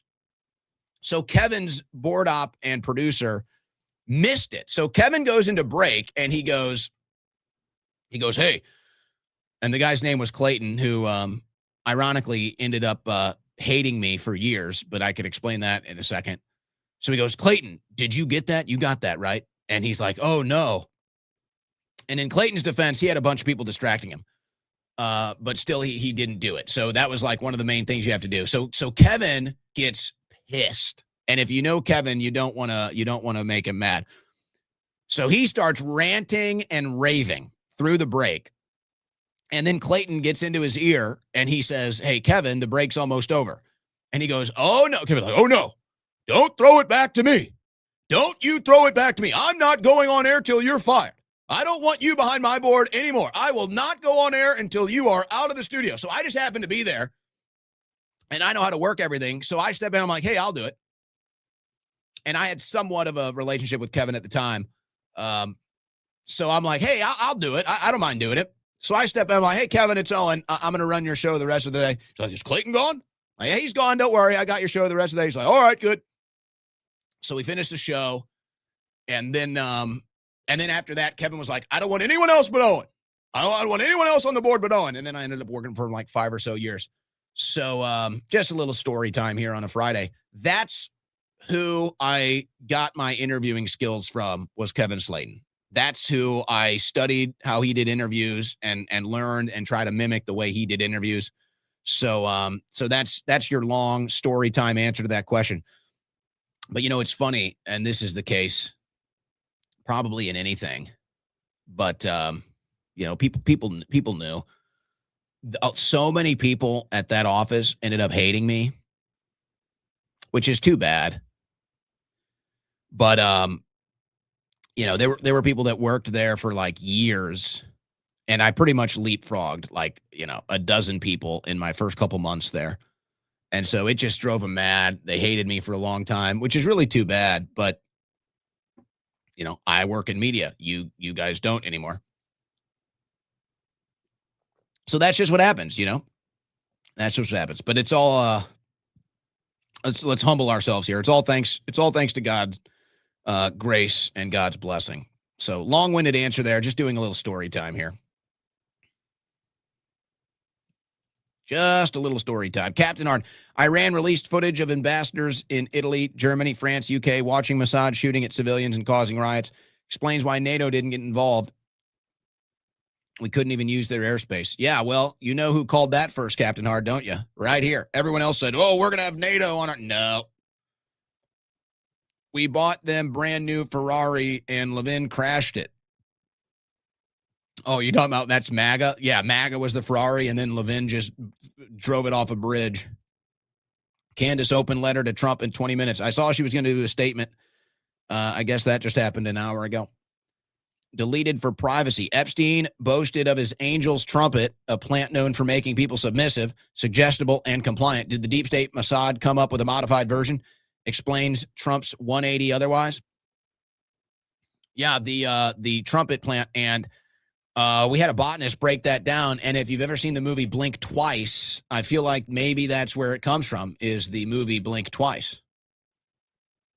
You hate duels, but Latina girlfriend considering Spanish citizenship. Tay from Florida.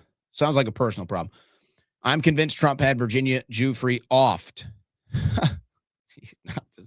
People are going to start wondering now. Dennis G, I'm sick of Trump over the past year. I voted for Trump twice. I don't have a large following or voice. That's where you come in, Owen. Please keep putting the truth out, brother. You got it, Dennis. You got it.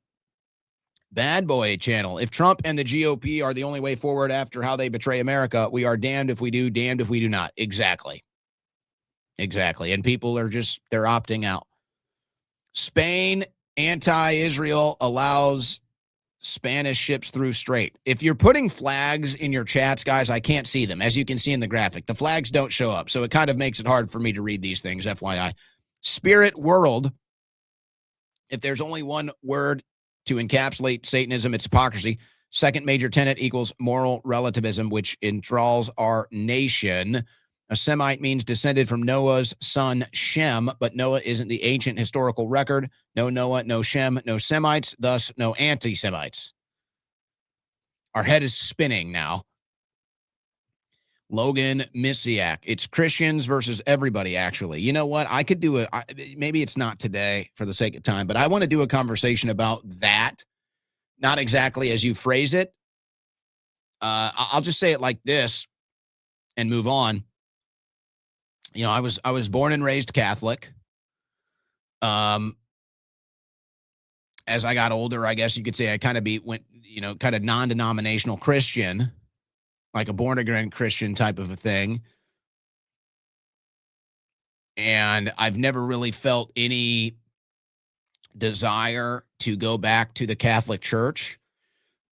But I will say I am so, it seems like the only community right now that is standing for peace and righteousness and truth, specifically on the war front, is Catholics.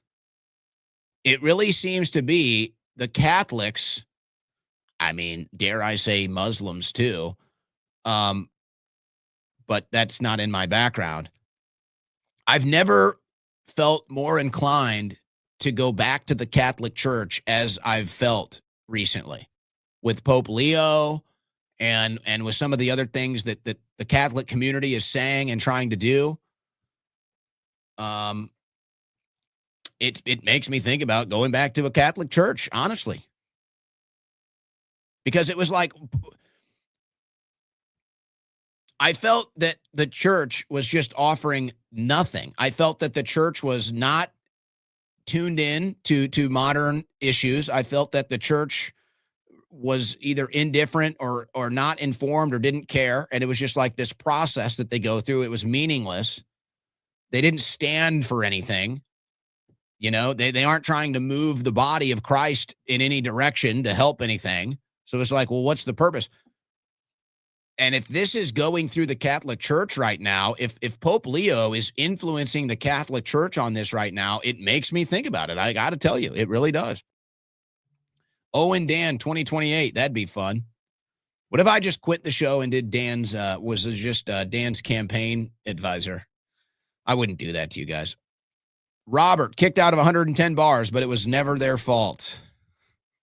Kicked out of 110 buffets, but no, never mind. Not boomers. Bongino 51, Shapiro 42, Loomer 32, Crowder 38, Chamberlain 40, Poole 40, Wheeler 36. Promoting age-based division is counterproductive and unnecessary. All right. USA, anarcho-tyranny, a.k.a. laws only for white people. Cowpoke Ranch. I agree, Dan. So if you believe that, why are you running as a Republican, a party completely owned by the Israeli lobby? Run as a Democrat or you aren't serious. I don't know if that's a fair conclusion. Average age of Congress is 65 years old. Time for them to retire. Isn't that the oldest of all time? I think this is the oldest Congress of all time, is it not? Little Gothics. When Dan was getting insta-famous, traveling with girls and doing the whole rich guy thing, I thought he was kind of gay, but he turned out to be a really stand-up dude. He's a real one. And ironically, that kind of rise to fame and popularity is going to benefit Dan in this race. And if they try to use that against him, it's not going to work. Candace Owen is doing a live open letter to Trump. Thank you, Kat. The Bikini Truther. Great group here. Love this show. Thank you. As you know, Owen, I'm a proud leftist Democrat, but I've always liked your program. Listening to the other side, I'm genuinely proud of your evolution. Thank you. There's no doubt I probably lean right on most issues, but I'm open-minded, and really this is just all about the truth and presenting the world as I see it through the current events news landscape. And then you can make up your own decisions politically, but the truth is really what I'm aiming for, and just keeping you informed mostly. So that's why, hey, you know what? People on the left listen as well. Here's another one. I'm liberal, and I support you, Owen and Dan Bilzerian. The left and the right have to primary all Congress people who aren't America first and not MAGA. To fix our country is to unite and clean house. I do agree. I don't know if, it's like, is the left and the right ready to do that? There's certainly portions of it. I don't know if it's a mass amount yet, but it could get there. Pittsburgh bad. Trump building arches and ballroom, but no wall. Exactly. Well, or none of them. Arch de Trump, parody of the Arch in France. Well, obviously, it's inspired by that. Big Viking, thank you. Spooky Maze. Crowder's a sellout. What did Crowder do? I didn't see anything about that. Scam Bongino. I saw he was bashing Alex today. I'm just not even going to go there, guys. Trump today talked about the world's fastest reset. A great one. Also, the article that came out about the meeting with bank leaders over the threat to the financial system, cyber pandemic Klaus Schwab warned of. Yeah, it seems Trump, I told you Trump's a globalist now. I mean, there's no denying Trump is the top globalist. And he's promoting the Great Reset now. I mean, it's just so clownish. Make Shirt voted for Trump 3 times, and all I got is rich shitbags ballroom, and voted for Trump times 3, and all I got was jail time in a ballroom I can't go in. We're debating an anti-Trump shirt. Talmud Tatum. My hubby is cunning. You meant to say cunning. I know that. That's good. Let's see here. Owen report. Price. Steel cancel war midterms. Privileged through me. Pile drive through. Oh my gosh. Wow.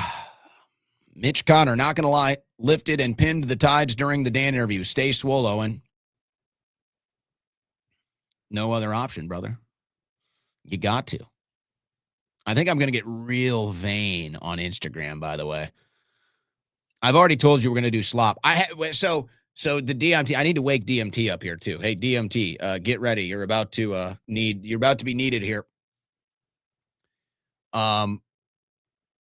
I told this is the conversation I had with DMT and the social media team pushing me to do Instagram. I said, fine. You have to understand, I'm not somebody that does something for the sake of doing something. And quite frankly, it's actually, it's counterproductive, to be honest.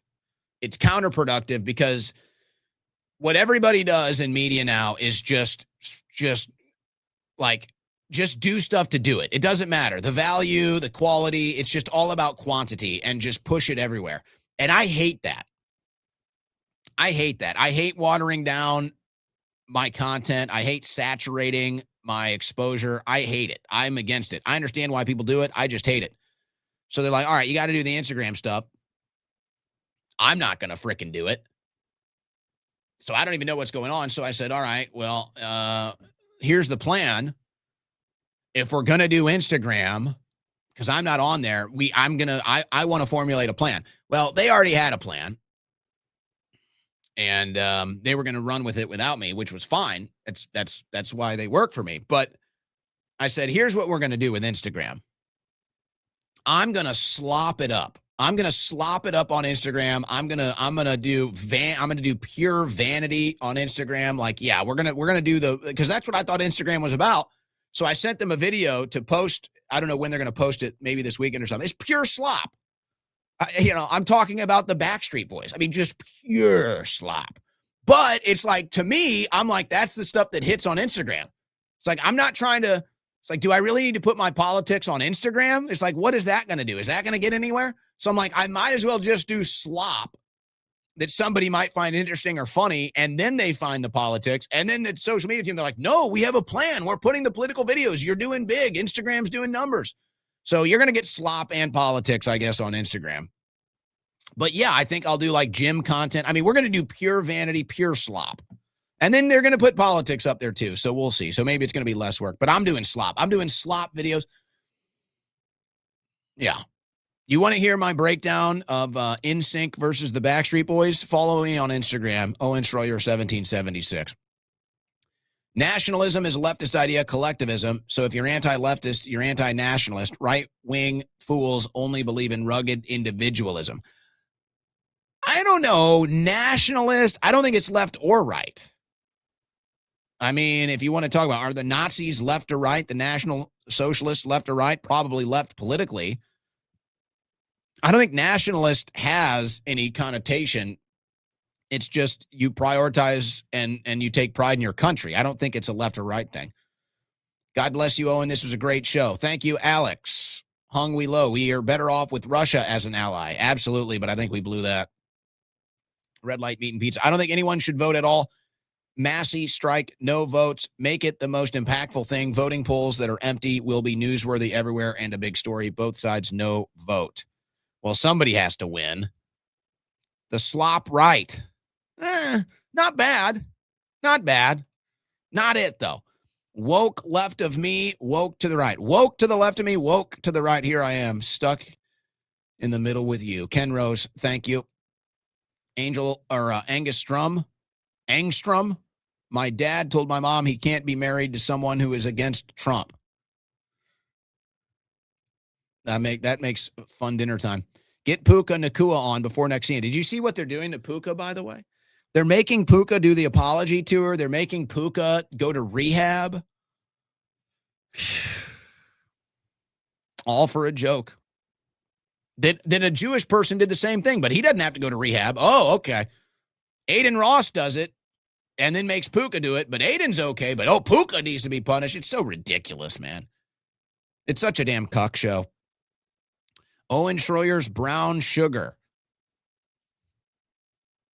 You know that Stones quit playing Brown Sugar at their concerts because they thought it was racist now? Roger's arguments yesterday completely ignore the war. Love the hat. Thank you. I know him and Alex had a show today. I don't know how that went. I've been a fan of yours for years. Keep up the good work. You rock, Owen. Thank you, Bella. Been saying every day here, you must reunite with AJ, who is the tip of the spear again. You belong together. Search your feelings. Let go of pride. Look, brother.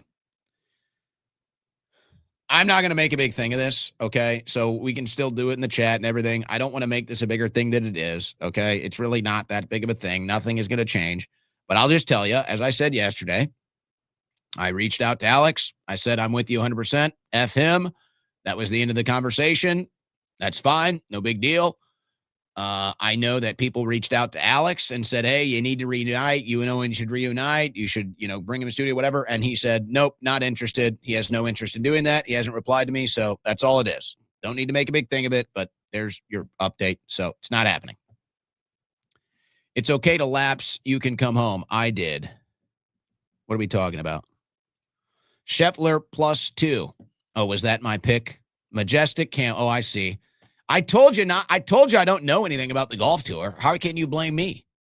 I specifically said I know nothing of the golf of the golf tour to tell you who's going to win the Masters. And you're going to blame me? Because Scheffler is +2 today. Isn't he still under? He could still win. I mean, that's unfair. That is just not fair to do to a guy. To be honest, the best church is within one's soul. And that is the temple of God anyway. Gold folds, Blackbeard. What else can you do for a living? I don't know. What is that like? Anything? I suppose. Anything not involving math, maybe? PFF. I guess we aren't getting an infrastructure package ever. Thanks for the show, in Christ. Yeah, where's the infrastructure bill? I don't know. Where's the infrastructure? It's being blown up in the Middle East again. To be clear, I'm a CETA Vacanist Catholic, CMRI. Blackbeard, you are getting peeled /comments. Are these insults? Because it's not hitting. I don't know what you're saying. Karma and kerosene. Until we get a new third and fourth party, nothing changes. Oh, I don't know about all of that. Positive nitrogen balance. It's all about the hats. Hats too small. Hats too big. Eastern Orthodox hats just right. Have a great weekend, kind sir. Orthodox Catholics, Orthodox Christians, like in Russia. Today is this is Easter weekend. There's a ceasefire between Russia and Ukraine because it's the Orthodox Easter. So happy Orthodox Easter. The Patriotic Panda. Time for a dump Trump shirt. Maybe something like that.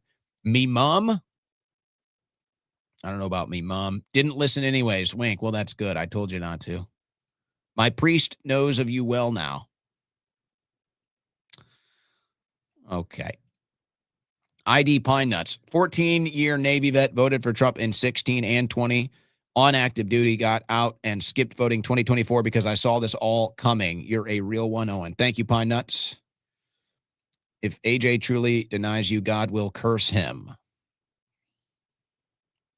All I do is tell the truth. That's all I've done with this whole thing is just tell you the truth. So that's it. We don't need to make a big thing of it, guys. It's fine. It's just like it was before yesterday. So it's all good. All right. Let me make sure we're ready here.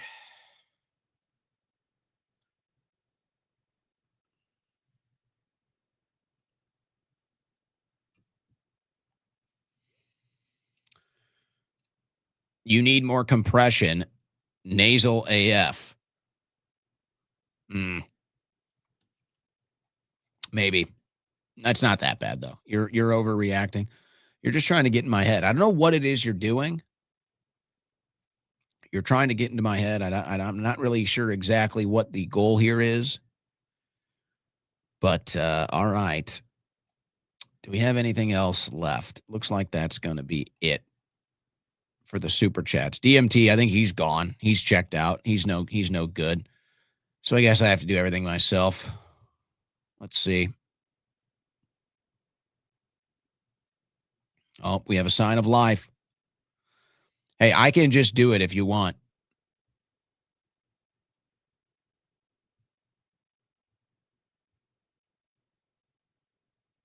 I can just do this if you need me to.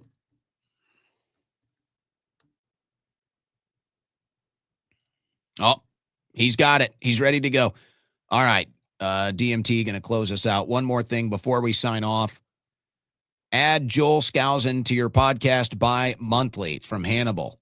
Do you remember last time Joel and I talked, we got into it because I didn't buy the anti-Russia narrative he was selling. But I always liked Joel Skousen. All right, guys. We are about to go to an interview with Skip Holst on a bunch of stories regarding how there's all of these different hacking mechanisms that AI is using, especially during tax season. And then if you have not taken advantage of the digital security that Patriot Protect offers, he is going to make a special offer to my audience at the end of this interview. So if you're looking for cybersecurity, Skip Holst has a special offer for you at the end of this interview for my listening audience. It's only good for this weekend, but it's really just a no-brainer, folks. If you don't have a cybersecurity, if you're not protecting your private information, passwords, you're just nuts at this point. So we're going to have a great special offer for you at the end of this interview from Patriot Protect. And it's only good for this weekend, by the way. So I would take advantage of that. All right, DMT, I'm going to assume you're ready to go. Let's take this to the top. Take this interview to the top, please. Thank you. I am signing off. Well, hello, ladies and gentlemen, friends and family. Owen Schroyer with you here, the host of Get It Together over there. Get It Together today. Maybe a special issue over there. You might say. You might be familiar with this issue. We're going to be joined here by Skip Holst, the co-founder of Patriot Protect. Why is Skip joining us today? Well, because he is an expert in cybersecurity. As the co-founder of Patriot Protect, he can answer the questions that I have and maybe some questions that we have, because you may have been experiencing similar things. What are we talking about today? We're talking about spam phone calls and spam emails. And from my experience, there was really about a decade, I think, once everything kind of went to cell phones and we quit having to deal with the solicitors, the different types of people that would call your home phone, right when you sit down for dinner. We all remember that. And then once everything kind of went to cellular phones, it kind of went away for a while. Spam calls and soliciting calls, you kind of didn't really deal much with that. It seems it's come back. My phone is getting blown up with spam solicitor calls all the time, my cell phone. Maybe with the emails, it's always kind of been there, but it seems that they're finding a way around the spam blockers. Everything else, they're finding different ways to deceive the recipients of these emails, making it look like it's an Amazon email or something official. You click the wrong link and bing, they're in. And so this is what we're talking about today with Skip Holst from Patriot Protect. Now, Skip, let me ask you the question here. Skip joining us on the phone line. Am I going crazy? Or obviously with you guys at Patriot Protect, you guys are monitoring this stuff, right? I mean, you're monitoring what you need to do as a cybersecurity expert and what you need to do for the people that use Patriot Protect to protect them from these things. Am I going crazy, or are spam calls getting worse? Maybe the emails were always there. They're just getting a little bit better. My phone is blowing up with spam calls. I feel like this didn't happen for years, and now it's seemingly every day. Am I going crazy, or is something happening here? Firstly, it's a pleasure to be on your show, and always a good time talking to you and your audience and all that. You're not crazy. This is what we're seeing is an enormous uptick in the amount of cyber attacks that are coming both to, against the United States in general from state actors, but also against the people, citizens of the United States, residents of the United States, that anybody that has a cell phone, and most importantly, anybody that can be a target to be scammed. One of the most important things that I try to impart to anybody that we talk to about cybersecurity is that cyber criminals, unless it's a terror cell or a state-aligned terror cell, something like that, cyber criminals, scammers that are looking to make a buck are a business unlike any other. That is to say that they are, as they are business owners that are trying to extract a return out of the effort that they put in to scamming you, right? So when you get a call, and it may be very simple. It might be a Medicare scam, Medicaid scam, where they're just asking you if you're eligible, and you might say no, or you don't sound like an older person or something like that, and they hang up because why try to squeeze blood out of a stone? They're just going to move on. However, when they're targeting people using information that are available to them, and we can talk about this with AI later on. When they're using information available to them that is published by data brokers, and for those that don't know, if you live in the United States and you're over the age of 18, your name, your email address, your phone number, your age, your relatives' names, your addresses, your past addresses are all published online by these hundreds of data brokers, which is exactly why Patriot Protect exists, because we remove you from them. So scammers can take that information and use it to more effectively, that is to say, more cost effectively target you, because they know more about you. They have more angles to scam you. Listen, I take a heck of a lot of pride in showing in my own personal cybersecurity, as well as the company and the work that we do at Patriot Protect. However, the other day, one of my numbers got a call saying saying there was officer so-and-so. They even spoof called from a 202 area code, which is Washington, D.C. So it kind of made it look even more official. And they said, hey, we want to know your location or something like that. We have to, talk about some official business. Now, you probably know this among, like most people, if there's official business coming from a government agent or an officer or law enforcement or something like that, it's not going to be over the phone. That's going to be a face-to-face conversation. And so, I just said, hey, F you, buddy, and hung up the phone.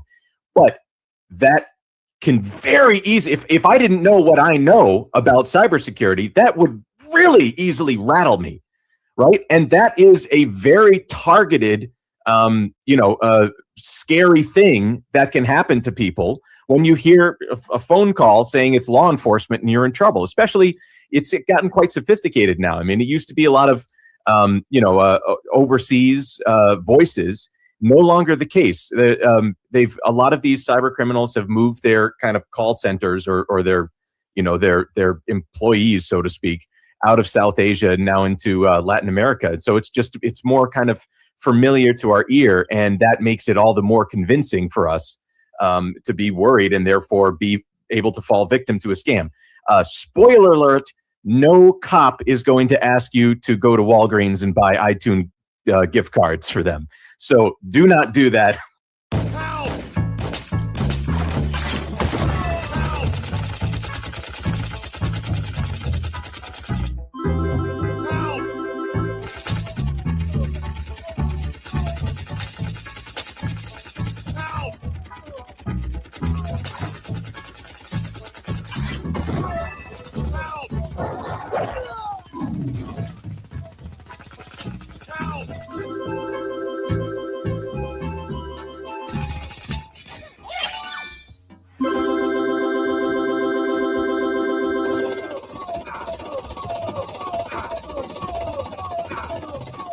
just to be clear, if you ever find yourself in that sort of situation. That seems like something they would target maybe elderly Americans with.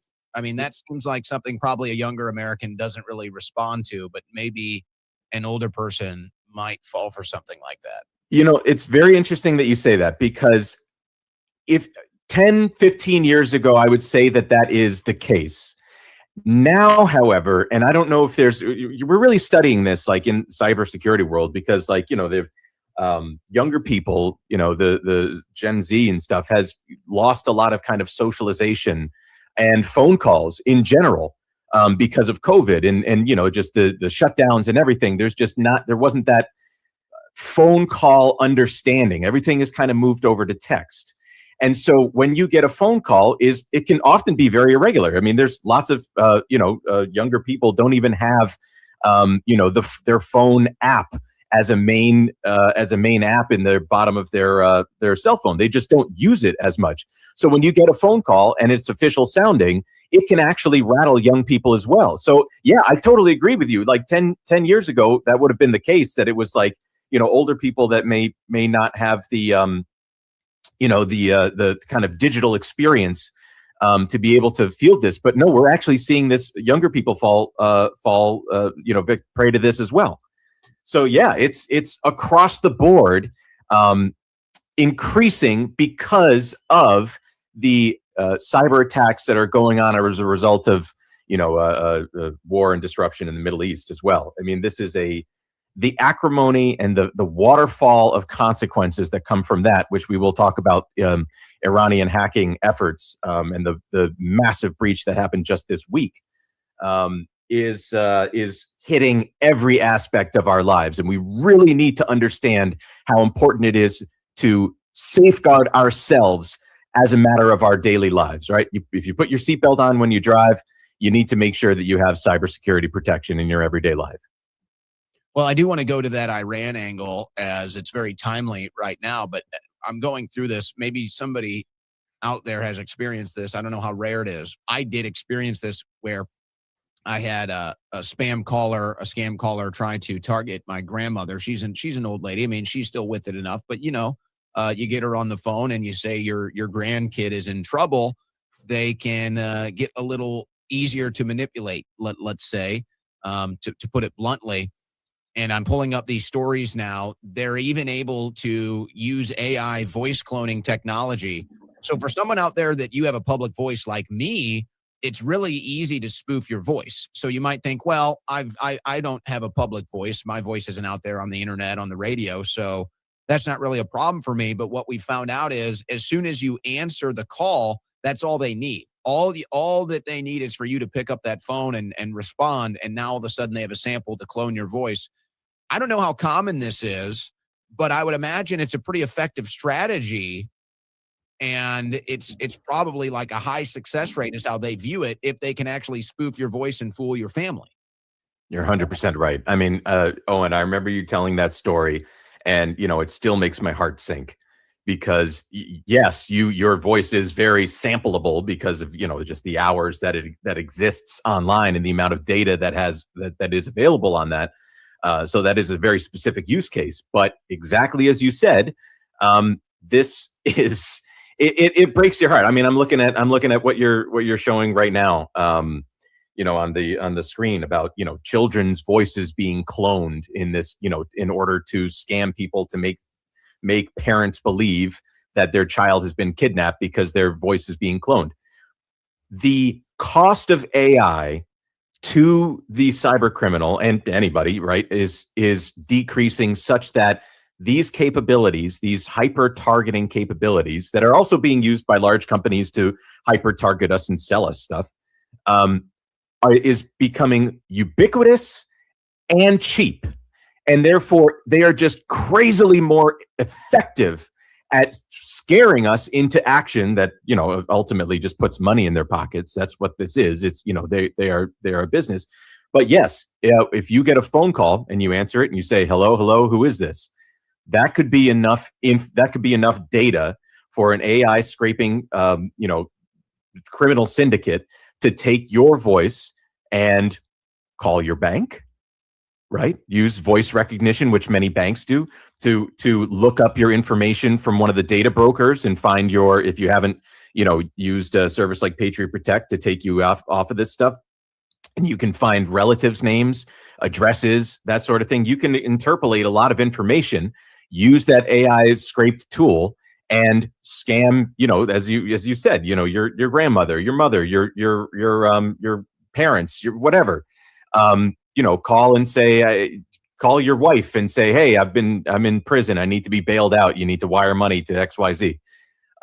Yes, all that is correct. I mean, and this always comes down to and I say you, meaning, anybody listening, any person that's existing in the digital world that we are, your attack surface. That is to say, what is out there available on you that can be used against you. And so the name of the game and again, when I say you need a cybersecurity company on your side, I mean, you need somebody that can reduce your attack surface so you are not exposed. You are not a sitting duck. You are not like every other person that has not taken action, and therefore, making sure that you're one of the many on the list to be targeted. That's just the reality of where we live in today. So, okay, you think about where are my openings, where are my weaknesses, and we can get to where you close those doors. But as a topical issue, we're about to get into the major Iranian hacking story. But before we do that, it is tax season right now. And that's one of the biggest scams that is going on during tax season is different hackers, data brokers, scammers, whatever. They'll try to deceive you into thinking that there's some sort of a tax issue, whether they pretend it's your issue and it's the IRS you need to take care of, or they're calling you saying, hey, I'm a tax company, I can do this or that for you.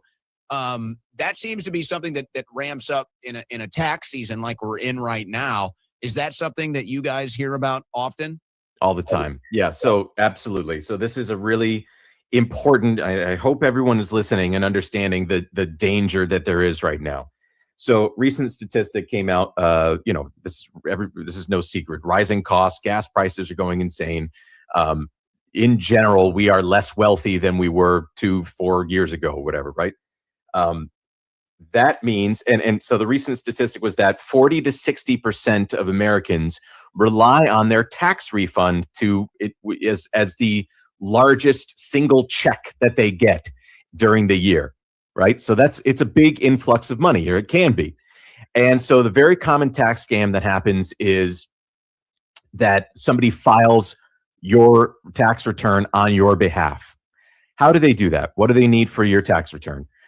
They can go to the dark web. They can get your name. They can get your social security number. They can go to public data brokers and get your name, your address, your birth date, everything that you need to do to fill out your tax forms. The only thing that they change is the routing number and accounting number of their bank, to make sure that when the IRS or your state processes your tax refund from your return, that it goes into their pockets. That's how it's simple as that, guys. I mean, really, think about how many times it was. Remember the Experian leak that happened in 2017? It was like 180 million social security numbers. I mean, basically, if you were a tax-paying adult, your information was leaked onto the dark web. So everybody's social security numbers has been in the ether,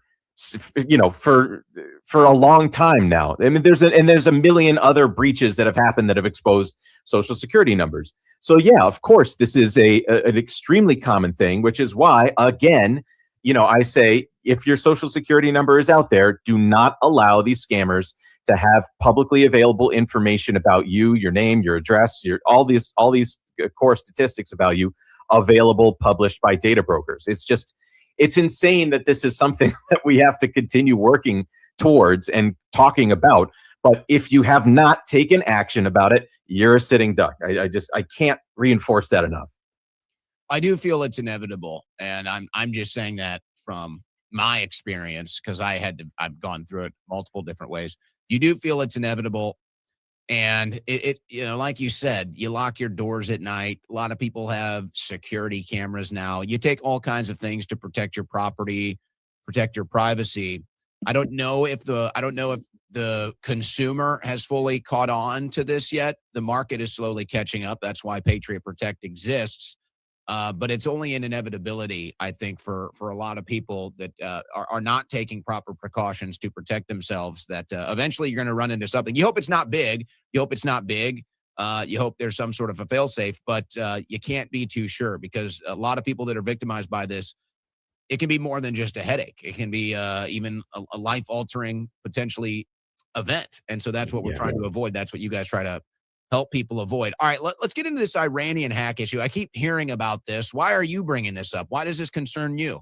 Okay, so a couple things. I mean, firstly, just to get the elephant out of the room, this is the Kash Patel hack was one of the more interesting ones that happened in the last couple of weeks. So this is how it happened. So Kash Patel's personal email address was hacked, and all the information was scraped from it, and it was published by Iran, in the last couple of weeks. Important to note that the information that was taken and published was taken from 2024. So they had this, and they were sitting on this for a while.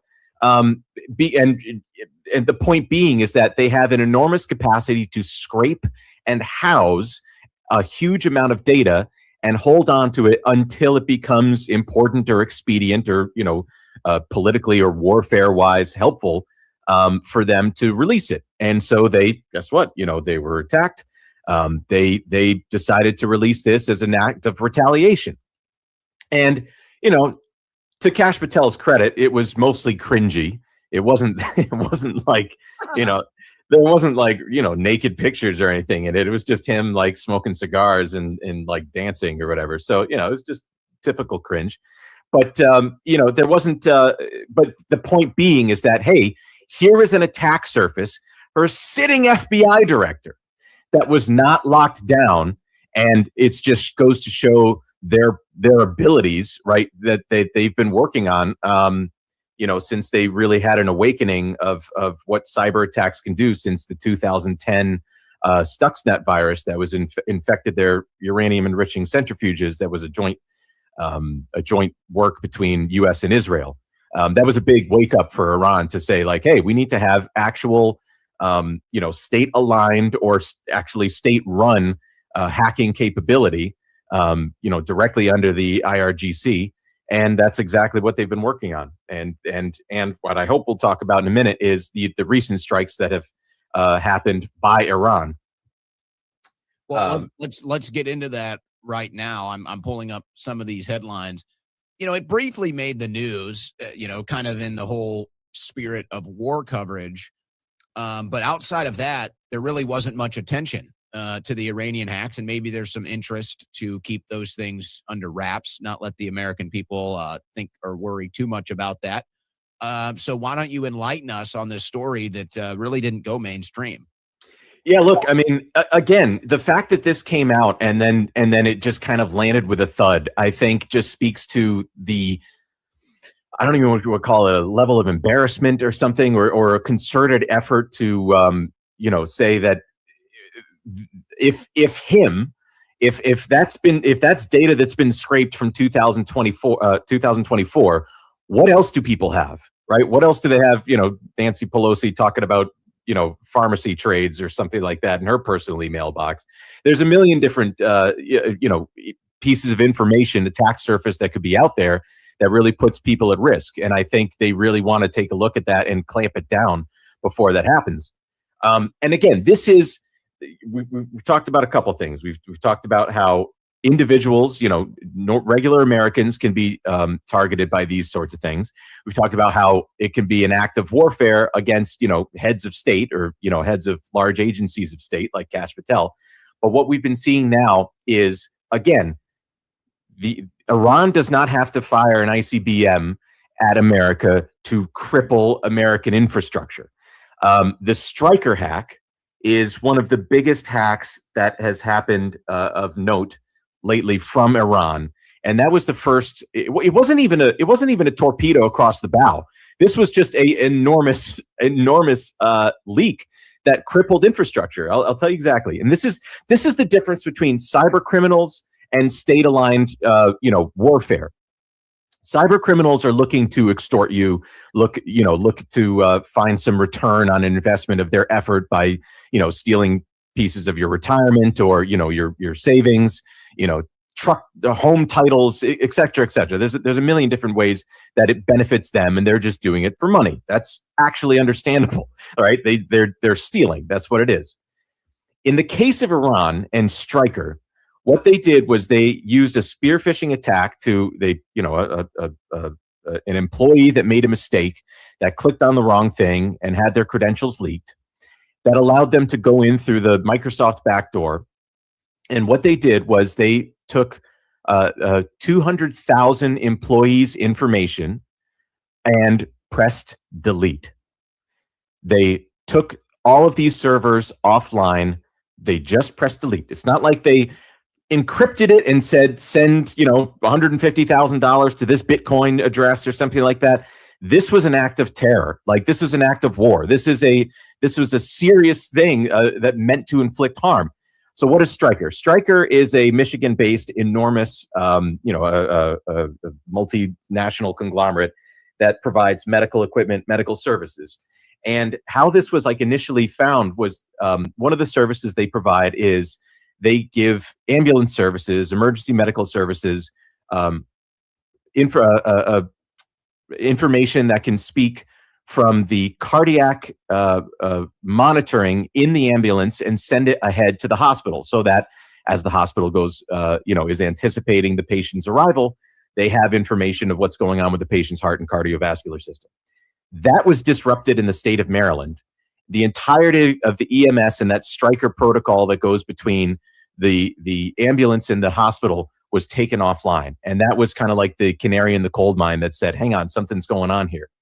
Aside from that, it was about 200,000 employees that woke up to their phones with if I'm not mistaken, Iran erased their phones and put an image of a child with a slingshot facing them, as a image of defiance. And that's all they saw. So again, enormous attack on a oligopolist, right? One of few enormous, large medical service providers. That was the first big attack that they did. And stop. It doesn't take much for me to get passionate about this, so feel free to stop me. But what we also saw was another enormous hack that happened this week with the Rockwell Corporation. I'm just picking it up now. I was going to say, I pulled up some of these stories. Some of these just are from the last 24 hours. Yes. So Rockwell Automation, it's based in Milwaukee. They had, the lawyers and the PR people get ahead of this, but they said it led to disruptions across several U.S. critical infrastructure sectors. So we don't really know the full scale of what this did. But it looks like one of their largest industrial control systems, which is called their Studio 5000 Logix Designer, was broken into. So this is like late breaking. We don't know the entirety of what's going on here. But this is one of the United States' largest industrial, providers being hacked and harmed as an act of war, within Iran. I'm going to change the way you think about AI forever in 10 seconds. Instead of thinking about it as a tool or a technique. It's crazy to think about this because we're not even really, I don't even think we're 10%, maybe 5% at highest, maybe closer to 1% towards full automation. Mm-hmm. As I'm pulling up these Rockwell Automation Systems news stories and videos, it's like, okay, we're starting to see how these warehouses and factories are slowly but surely implementing whatever autonomous AI technology that they can get, whether it's to move something, build something, run logistics. It's crazy to think that somebody can get in there and basically disrupt the whole system. Like I said, right now, you're maybe 5%. Maybe 5% of our systems are run this way. It's like, what happens? This is not even necessarily a question for you. I don't know. Your company will have to find a way to protect against this probably. It's like, what happens when you get to like 40, 50, 60% automation? Somebody gets in there and hacks it. We're not talking about a headline that kind of slips through the cracks. We're talking about you're going to know somebody. Everyone will know somebody that was directly impacted by these things. So, okay, fantastic question. And Owen, honestly, I think about this a lot, right? So, people think that cybersecurity and what we do is all data and numbers and, algorithms and that sort of thing. And while that is also true in how we implement it, the way that cybersecurity should be thought about is more of kind of like a metaphysical thing, right? Like, what are the spheres of influence? What are these kind of like boundaries that we have in our lives and the way that we conduct ourselves in our day-to-day in a political economy that makes it work or not work? And in general, as you know, over the last, 40, 50 years, there has been in every single industry, a concentration of the amount of firms, right? So we're moving towards a state of competition, towards a state of monopolistic competition. That is to say that in every single industry, there are 3, 4, 5 large players that dominate the amount of percentage in that industry, right? So, for instance, in cell phones, you've got Verizon, T-Mobile, and AT&T, right? Sprint, Singular, all of these regional, U.S. Cellular, all of these regional companies just no longer exist because they've been consolidated into these 3 oligopolies. Okay, now what happens if one of them goes down? When we centralize our supply chain, when we centralize our critical services, what you're creating is choke points, and those choke points can be exploited, attacked, and cripple the infrastructure that we rely on. Right? If somebody, deleted 40 miles of the I-95 corridor, what would happen to, the Washington, Boston megalopolis, right? It would be completely crippled because that centralized choke point would not allow how we live to function. This is exactly how these state-aligned actors are thinking about things, right? It is a problem of our own creation to say that, now you only have a couple different, internet providers that you can get it from. Well, that means that when it's centralized, then these critical services go down. That's just it. There's no justice in it. There's no fix. It's just a result of having a centralized piece of critical infrastructure. Decentralization, which is what the internet was, theoretically supposed to be about. Decentralization allows for a much more robust infrastructure because you can't kill it at the choke points. But that's not the world that we exist in. So again, if you're thinking about, okay, what can I do to protect myself?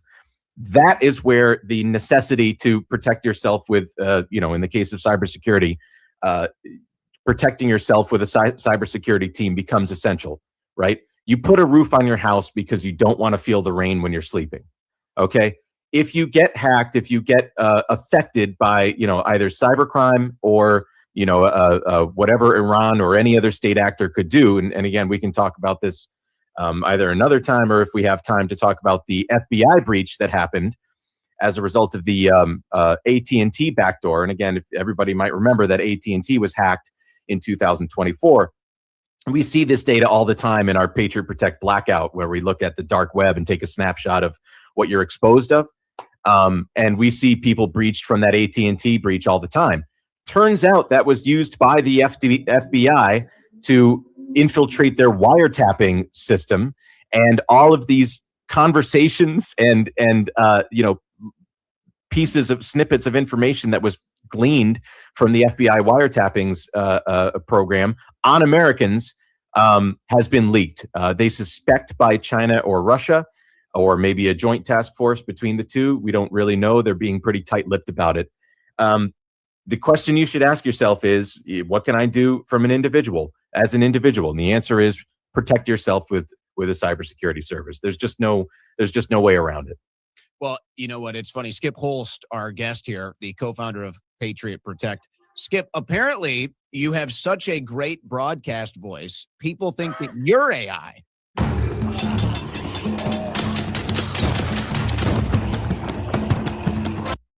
I mean, I guess if you were going to go to a cybersecurity expert, would you prefer him to be AI or would you prefer him to be human? I don't know. Maybe there's a debate there. No, I can assure you guys, Skip is he's the real deal, the co-founder of Patriot Protect.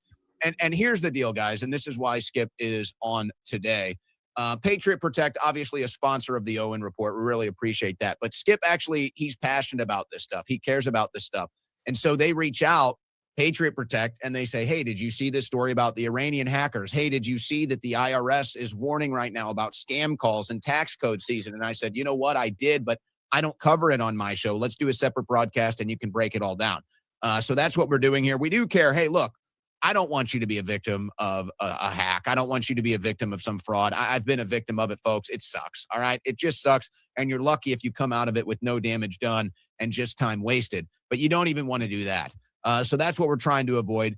Now, Skip, you told me that you had an announcement. We're about to close off here. You told me you had an announcement you wanted to make before we signed off. And so I want to go ahead and give you the opportunity to make that announcement. Yeah, totally. And firstly, you know, if I was AI, it'd be really cruel because I have so much lower back pain, and it might be nice to be a computer and just not have that. But that's what AI would say. Okay, now I'm getting a little suspicious. Yeah, well, AI doesn't have to wake up and take 2 Advil. That's a problem of my own. You're trimming trees, and it just happens, man. What are you gonna do? Yeah. So yeah, listen. You know, I always try to come bearing gifts, and what we got today is we want to make our typical promo code, which is Owen. OWEN, which is typically a 15% discount. We're doubling that today because of the risks that we're facing right now. We're making that 30% off all of our plans for the next 72 hours from this broadcast. So really hope people take advantage of it. You know, there's another 5 days left of tax season. You know, this is just, it's such a critical time to be, you know, to be concerned.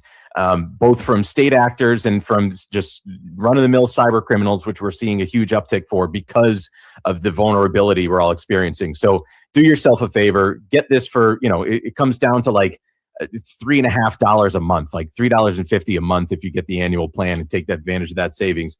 Really high. It's so cheap compared to the consequences of not having that. So really hope you take advantage of it. And listen, Owen, you know, I love coming on your show. And unfortunately, there's going to be stuff that happens next time that I come on. So, you know, hope everybody minimizes their attack surfaces this weekend. That's all I got to say. It's very simple, guys. You're going to go out this weekend. Maybe you're going to get a cup of coffee. Maybe you're going to get an adult beverage. You know, buy a movie for the price of a single beverage. For the price of a coffee, you can protect your digital identity, protect yourself online, protect yourself from these hackers.